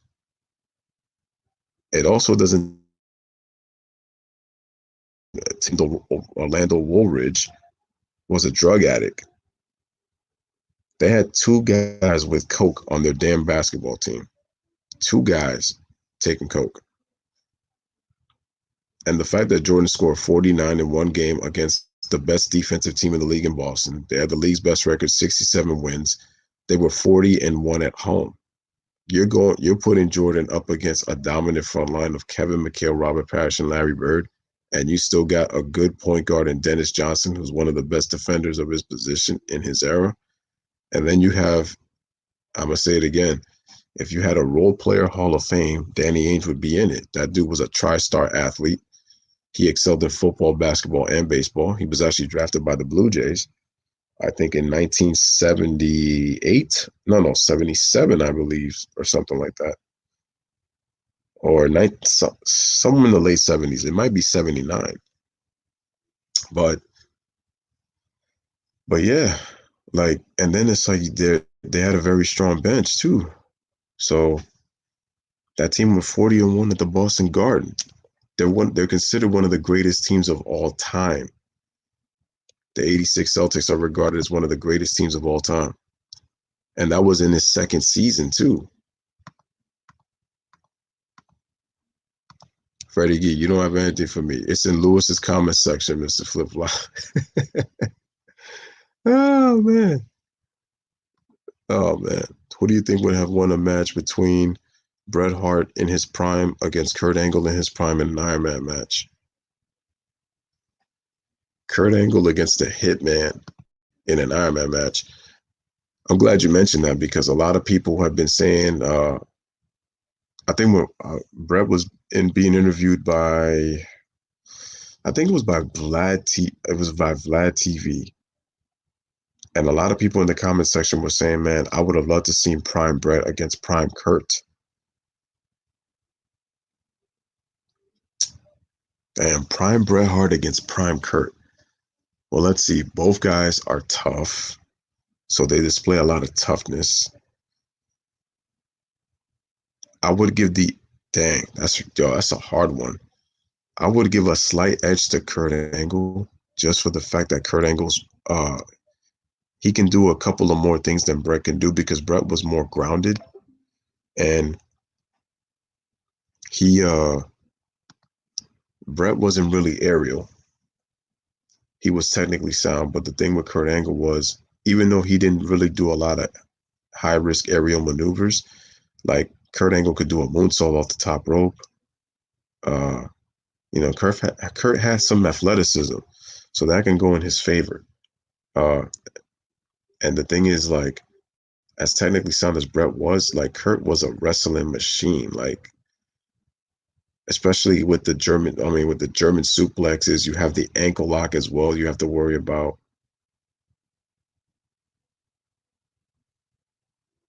But then again, you have Bret Hart who lasted 60 minutes against the Heartbreak Kid Shawn Michaels at WrestleMania 12 in an Iron Man match. And Shawn Michaels is way more athletic than Bret Hart, so that's what makes it so tough. I would give the edge to Kurt Angle if he gets the ankle lock and has Bret in the center of the ring. That's just me. But you can still go with Bret Hart too, but that would be tough. I think the match would be a classic though, in an Iron Man match. And if I were to see, I would look at that as Kurt Angle would win 2-1. Because you know why? I think it'd be hard to not get a pin or a submission. But I also think that you will see a lot of determination too. You will see a lot of determination. Let's see.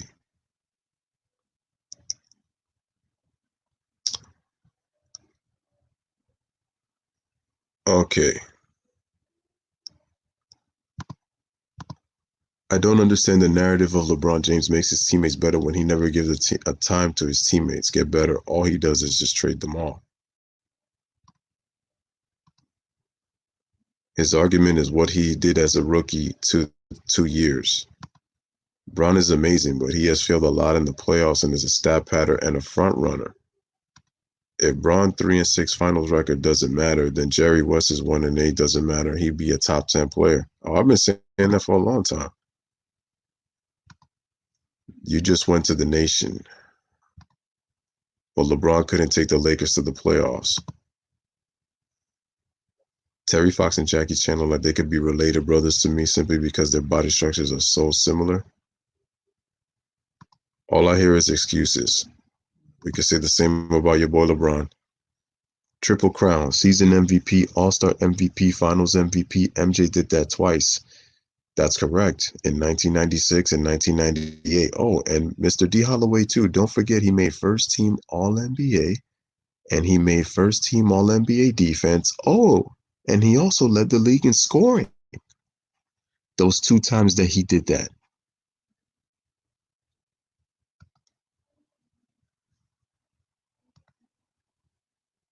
Oh yeah. We know. If Orlando Rogers wasn't a dope head, he would have been something real special. Thank you. I haven't brought up LeBron, so I'm not making excuses. You're a fanboy too, I see. Why y'all spend so much energy comparing a great player with an iconic player?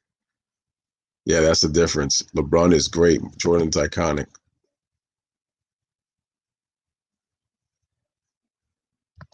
I'm not an MJ fanboy. You just don't want to understand that Bron has not been the only superstar to play tough teams in the NBA Finals, and there have been mismatches in the playoffs. Jordan took them to the playoffs. LBJ, not at all. Holding the season he missed against him tells the story of how he took them into the playoffs. Can't blame his injury against him. You need a nation, still got nothing. All right, well, dude, if you say so, sounds like excuses to me. How are those excuses though? He lost 5 game series. MJ couldn't win 3 games.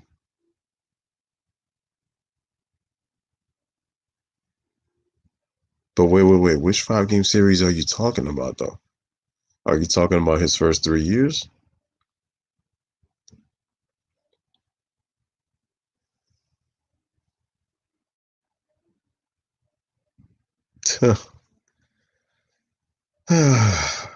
Listen, I know Jordan's career started in 1984. I also know the fact that the Bulls had the third worst record before he got drafted to that franchise. I wonder why nobody ever mentions that part. And I told you that Jordan wanted to retire after 1990. I'm not making excuses, dude.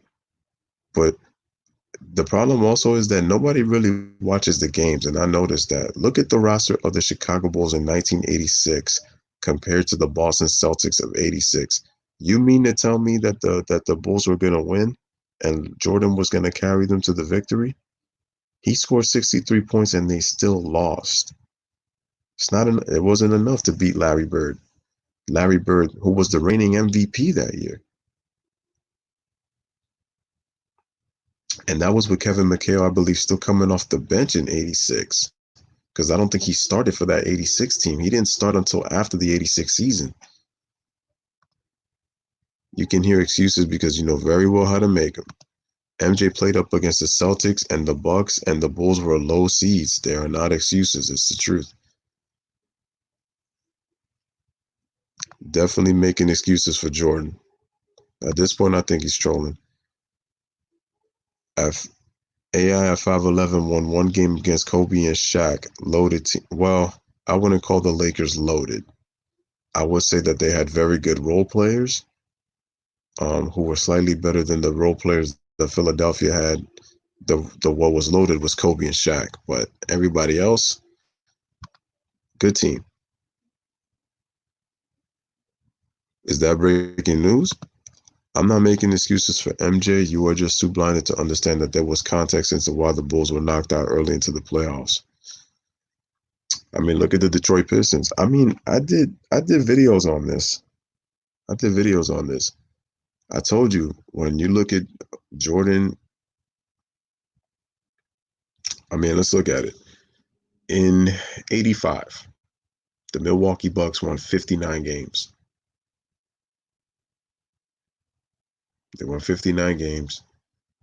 They were the number 2 rated defensive team in the NBA. They were second in defensive rating. The Boston Celtics were the number 1 overall defense in the NBA in '86. In '87, the Boston Celtics were the 5th best defense in the NBA. Then you got the Detroit Pistons in '88. They were a top 10 defense. Then in 1989, the Pistons were the number 1 defense in the NBA. And then in 1990, the Pistons were the number 1 defense in the NBA. And if you look at Jordan's first 6 years before his 7th, the Bucks went to the Eastern Conference Finals in '85. The Celtics won the title. The Celtics went to the finals in '87. The Pistons went to the finals in '88. And then in '89 and '90, the Pistons won the NBA championship. So the teams that Jordan lost to ended up 5 out of 6 times that team went to the finals and became, with the exception of 1988, '87, and '88, bro, '86, '89, and '90 were champions. '87 and '88 went to the finals, and then '85 went to the Eastern Conference Finals. They didn't make it to the finals that year, but I mean, just look at it. I mean, Jordan almost came close to winning a championship in '90 had the Bulls won Game 7. Oh, wait, it may be fate. Facts for Dooney. There's no comeback from 6 losses in the finals. I know AI played a tough team. I'm not going to kill Iverson for losing to the Lakers. No, You can't. You can't.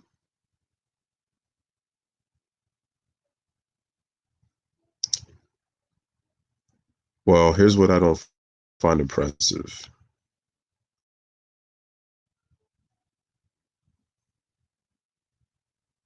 Wait. I just want to know how the hell we got all the way into the LeBron versus Jordan debate. If I started it, I apologize. Go get your nation, man. It's looking bad. A dream tag team match: Hulk Hogan and John Cena against CM Punk and the Macho Man Randy Savage. That would be like two Hogans going against two Randy Savages.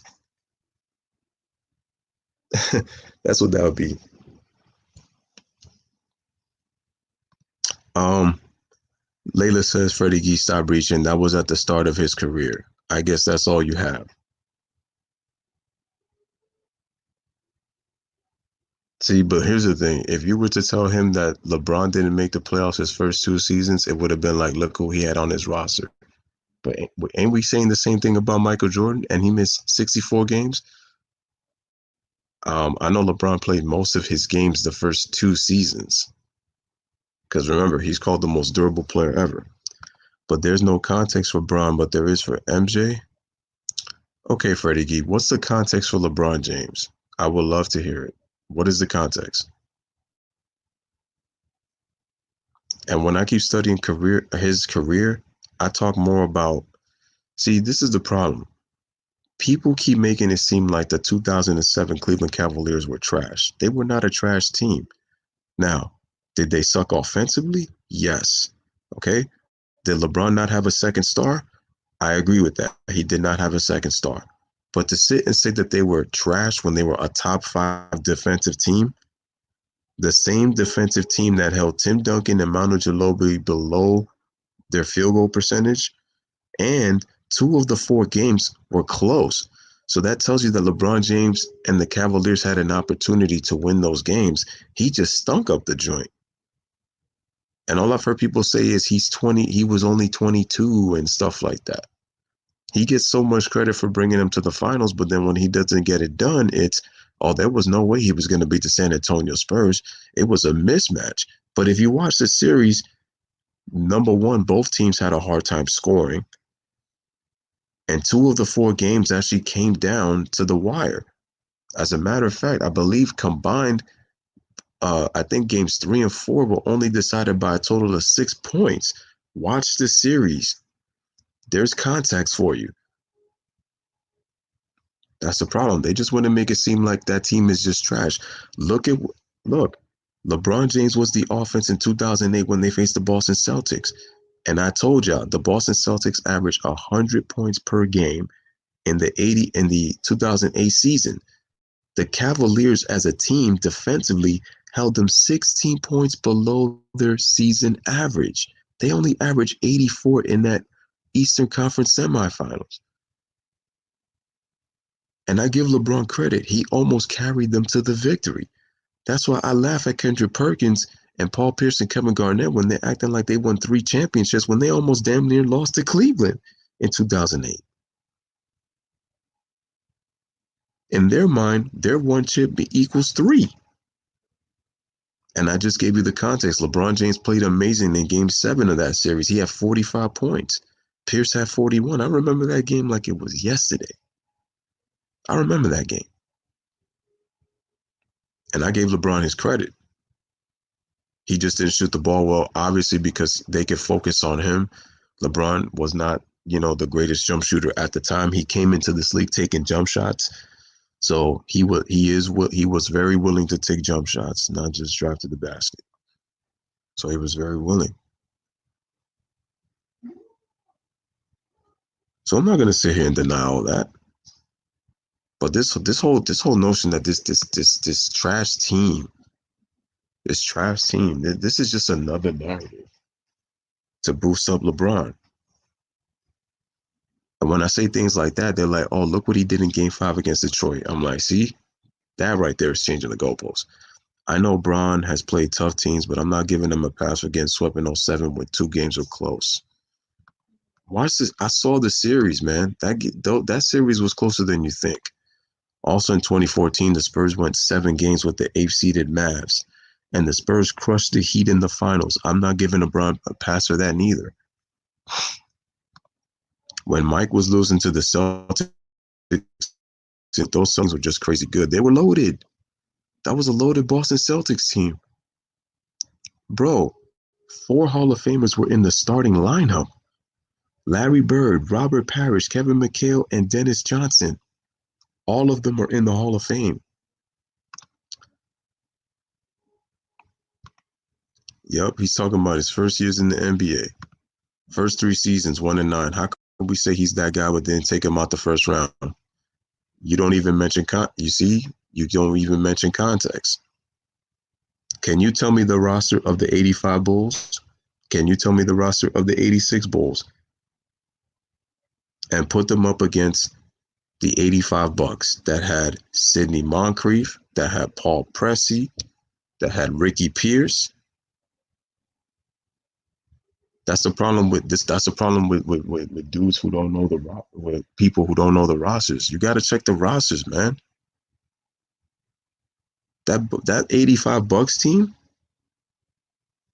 one of the most underrated teams in NBA history, dude. Get in. You keep talking about Bron, not me. You keep bringing up 1-9 without understanding that the Bulls played more superior competition, but you want to ignore 3-6 for Bron. MJ's the shot game that won the series against a loaded Cavs team expected to reach the Eastern Conference Finals. The Bulls were the underdog. You know, Mr. D. Holloway, too, let's take it a bit further. How about 1988? Jordan averaged 45 points a game and shot 56% from the field. Scottie Pippen was a non-factor in those 5 games, and that was Scottie Pippen's rookie season. The rookie season that Scottie Pippen only averaged, 7 points a game? And he played good minutes early, but he struggled, so they had to relegate him to the bench. First 3 seasons of which one was injured had nothing to do with the undefeated in championships. But it's crazy how he goes 1-9, and Michael Jordan only played 9 games. So what kind of chemistry you think he was really going to be able to build by playoff time? 64 of you. This is another issue that I have when it comes to Kobe's last 3 seasons. Were the Lakers good? They weren't good. But Kobe missed 117 games his last 3 seasons. They never mentioned that part. All they mentioned is he was a loser and he lost for the Lakers. The Laker front office didn't want to get young and athletic. They stayed stationary. You compare the finals and I'm comparing the first round. Stop moving the goalposts. Why don't you mention the fact that LeBron's played 40 win teams in the first round? As a matter of fact, his Miami Heat in 2013 faced the Milwaukee Bucks team that only won 38 games. It's okay if we know what we do. God still loves us and forgives us. Respect.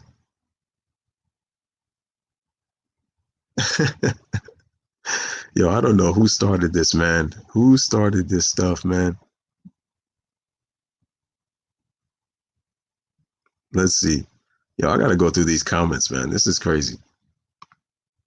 Bulls lost to the Larry Bird Celtics and an underrated Bucks team. You are literally giving Bron a pass for getting swept in the finals and getting waxed in 2014, 2017, and 2018. Freddie Gee, he took them to the first finals against the reigning champions.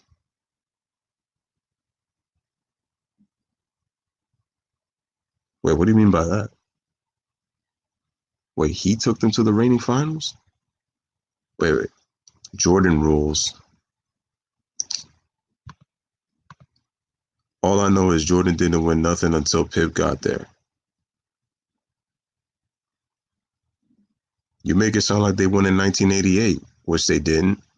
They didn't win in 89, and they certainly didn't win in 1990. That makes it seem like if the minute Pip got there, they won. It still took them 4 years. Pippen is not the only reason why MJ has 6 rings. Pip did help MJ, but they needed each other. It's true. Pippen's development, Wade won before Bron in 06, but he got further than Jordan without anyone twice, which is my point. Wow.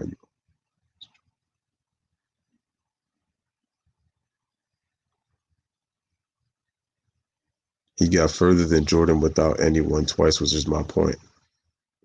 The problem with LeBron fans is they give lifetime achievement and participation awards. He was the underdog. People don't understand how talented that 89 Cavaliers team was. That team won 57 games, and they swept the Bulls in the regular season. They beat them, I think it was 5-0 because they played each other 5 times, and the Bulls won the series in 5. Pippen didn't win without MJ either, so your argument doesn't make any sense. We are talking about MJ and Bron, not Wade. But Freddie G, that doesn't make any sense. You keep mentioning the Pippen factor from MJ. But if you're talking about LeBron, he didn't win without Dwayne Wade. That's true. What do you mean it doesn't make any sense? So then why did you bring up Scottie Pippen then?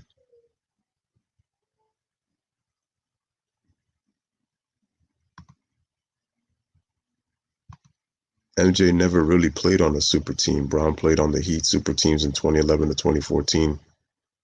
The Cavs were more so a super team, I would say, in 20.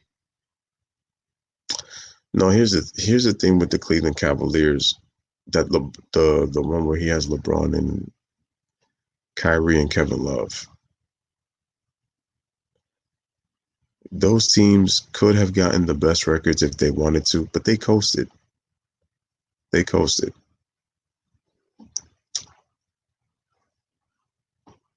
And the reason they coasted was because that they knew that they were the most talented team in the conference. MJ is the best ever, but 1-9 without Pippen. Freddie G, that's fanboy talk. You don't put into context, bro.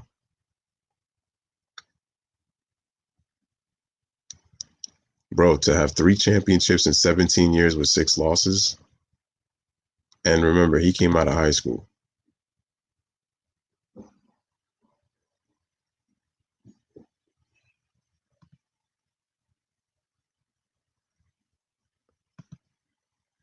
I wish AJ Lee could come back to say the women's division again.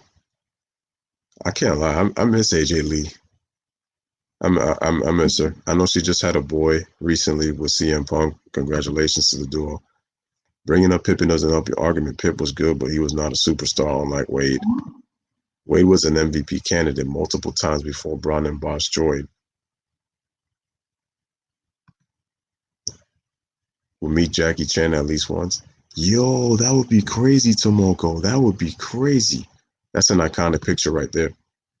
How am I a fanboy when I think that MJ is better than Bron and is the best ever? I don't just no, Freddie. Did you forget what you said, bro? You said you're not really that impressed with Jordan. You said the only reason that Jordan is better was because through accomplishments, but you never felt that he was a better player. So Spurs rules was to let LeBron shoot. Detroit rules was for Jordan was to not let him shoot. Actually, not just let him shoot, not let him get to the basket. And if he got there, you got to hammer him.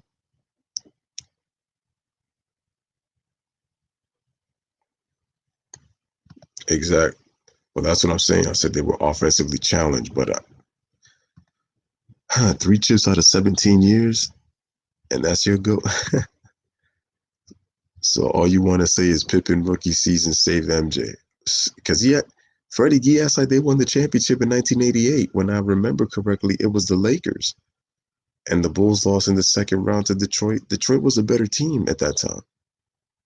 They were the better team. But you ignore that Wade won before Bron got there. You were not being objective at all. Pippen was an MVP candidate. Dude, you're talking about when Jordan retired the first time and Pippen was 94. Freddie, you're not making any sense, bro. That's not connecting to your argument. Pippen was just entering his prime when he became an MVP candidate, and he became third. By the way, you should even listen to the article. A recent article came out about Scottie Pippen. And he even tells you why he did not want to be known as a superstar, or he didn't even want to be known as an MVP candidate. The thing is, Pippen is a complimentary player. He's a complimentary all-star player. He always has been. Great defensive player. In my opinion, the greatest defensive small forward of all time.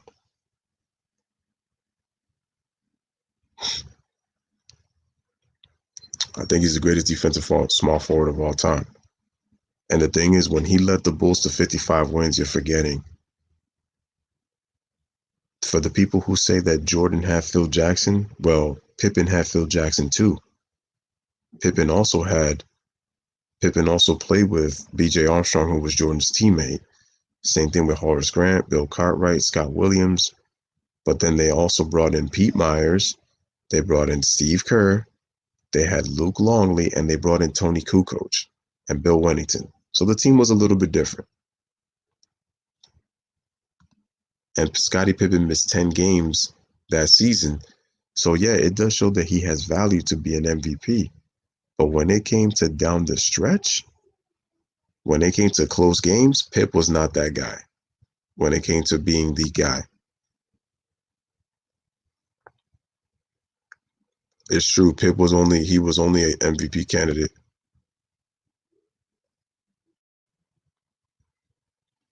Okay, but ask yourself, was that team winning the championship against the Milwaukee Bucks? Compare that roster to the Bucks. Also, you have to consider style of play too. Jordan, Rodman, Pippen, and Kukoc was a super team in my opinion. No, that was not a super team. I buy houses. That's your opinion, but in my opinion, that was not a super team. Rodman helped with defense. Kukoc was a six man, but that was not a super team. The thing is, if you look at the Bulls' history, they had some of the weakest supporting cast in NBA history. 4 of their 6 championship teams are in the top. They're in the top 6 for worst supporting cast in NBA. And you also have to look at also their the road to the championship in terms of their schedule, in terms of who they played. You have to look it up. You have to look it up. And the thing is also they played in that tough defensive era in the mid 90s when it was very hard to score. Yeah, Raid and Shaq. Yeah, I don't think they were a super team though. That's just my opinion. Let's see.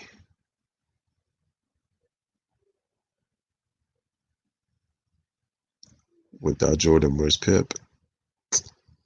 Dang, all these comments were going down. Wow. Don't tell me you blocked me. Taking losses without me even getting started. That would be worse than what you have tried in Lewis's comment sections. If so, that's sad. Freddie has tried it. There'll be sometimes where he'll appear and disappear. I didn't say, no, that's not what he said, G Money. He said he was an MVP candidate in 94. How are you going to say no? According to him, he is. 80's an MVP candidate. D-Wade told LeBron how to win. MJ didn't have an NBA daddy.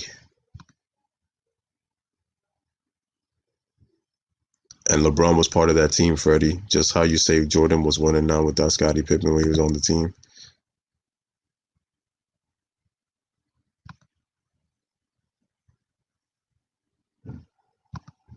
AJ Lee is the GOAT. I wouldn't mind you saying that. What is the best athlete in 2010? They said LeBron James.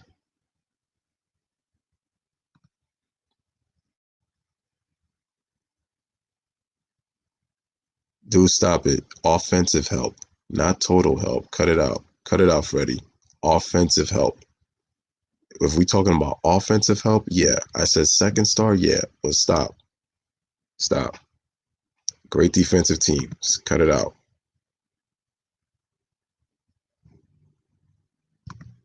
Pippen had good teams with the Rockets, Bulls in '94, and the Blazers, but he didn't win. Scottie Pippen was mad about that. He was trying to prove that he could win without Phil and Jordan so that he could kind of get his ego up. And the fact that he didn't win, it bothers him. He admits it at times.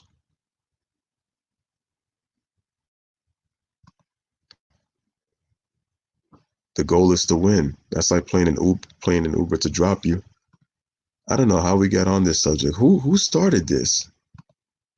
Getting further versus undefeated winning chips. Stop, Freddie. If that was LeBron, you would talk about how young he was and he had no help. They still do it. Without Pip, where's Jordan? Without Jordan, where's Pip? Bingo. Thank you.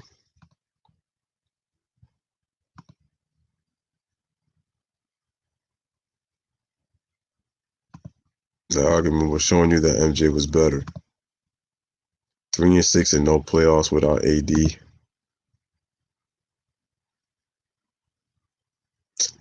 Oh, we know.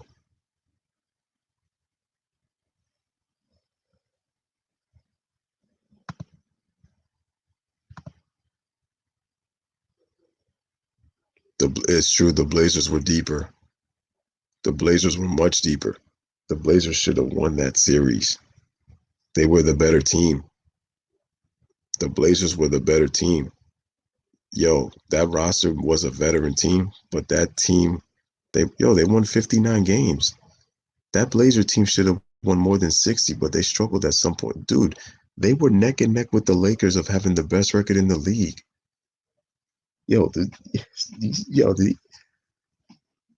That's the problem. AI's roster, you could kind of make it in a case of it was kind of like LeBron's roster in terms of the fact that they were a great defensive team, but AI didn't have that second offensive score, but they were great defensively, and AI carrying them. I'm not giving Pippen a pass blowing a near 20-point lead in a game and a 15-point lead in the fourth quarter. I never said MJ won as soon as he got Pippen. I said he didn't win anything without Pippen. Is that true or no? And we're telling you again, it's the same with LeBron James. Did he win with or did he win without D Wade? Because he didn't win without D Wade until 2016. So that means if you take away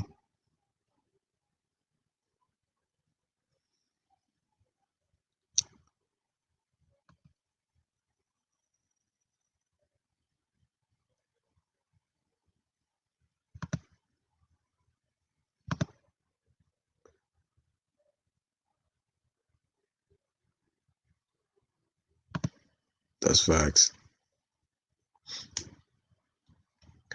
Plus, the system's changing with 3 different coaches in a row. Context. Reading Lewis's scream, same old Freddie, Mr. Football.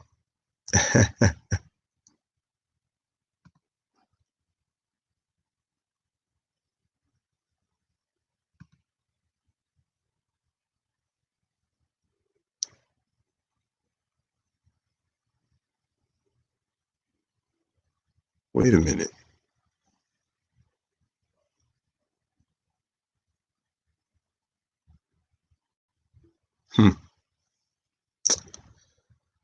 Okay.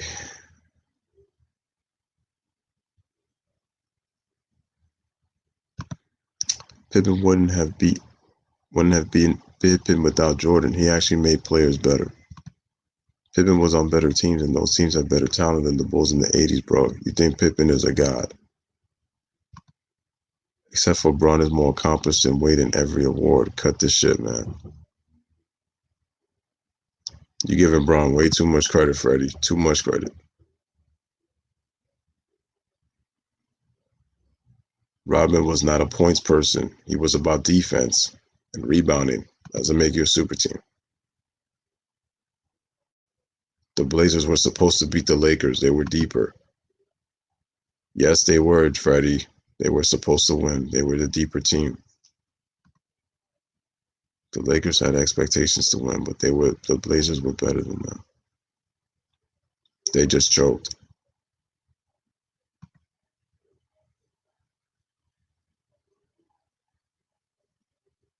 Not the and if they beat the Lakers, they might have beaten the Pacers.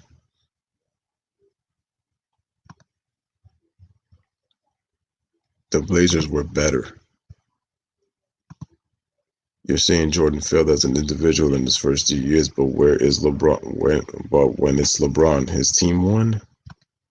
Who was the great defender for the 2007 Cavs? 35-year-old Eric Snow, Big Z, the Big Statue, Drew Gooden, Ira Newble. Did you forget Larry Hughes? Bro, those same dudes neutralized Tim Duncan, though. Tim Duncan is what? In the top 10 for greatest? He's the greatest power forward of all time. Did you forget that too? Yeah, you just only talk about LeBron carrying and all you mention is offense. You forget there's two sides of the ball. Defense, you're sticking in there, but don't be fooled by the media.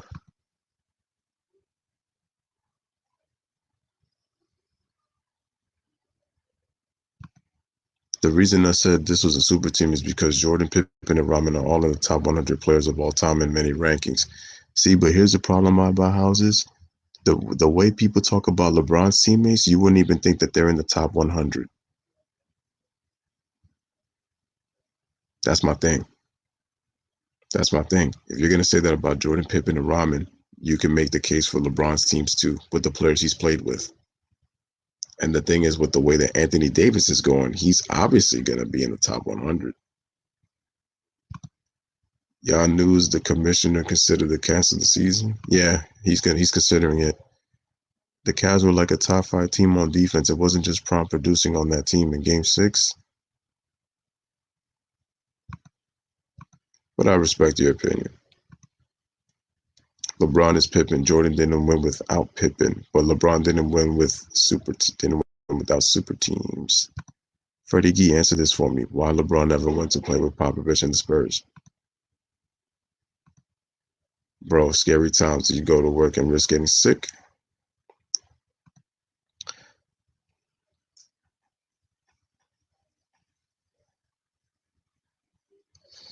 Freddie Gee, it's like you didn't watch the games, bro.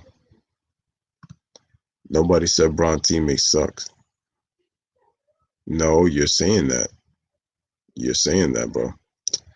But ladies and gentlemen, I'm going to stop the stream right here. Dude, the Blazers were great on D and offense, bro. Blazers were a great team and might have beaten the Pacers in 2000 because they were deeper. Yep. But ladies and gentlemen, I'm going to stop the stream right here. I want to thank everybody for coming through. I appreciate everybody. As always, you already know the deal. I'm going to be back with another live stream. We're going to go to wrestling, but it was crazy. It was interesting. It got a little heated, but it's all love at the end of the day. Like I said, I'm praying for everybody's safety. Be safe out there. And this was another great stream. I appreciate everybody coming through. So once again, ladies and gentlemen, this is your boy Louis with another live stream. I appreciate everybody in the comments section. Before I go, I Buy Houses says, what was the difference between the Blazers and Lakers is that the Lakers had clutch players, Kobe, Ori, and Shaw, Harper, and Fisher. Well, in the fourth quarter, they made big shots. I'll say that. Freddie Gee, I guess you have LeBron top 5. No, he has him top 3.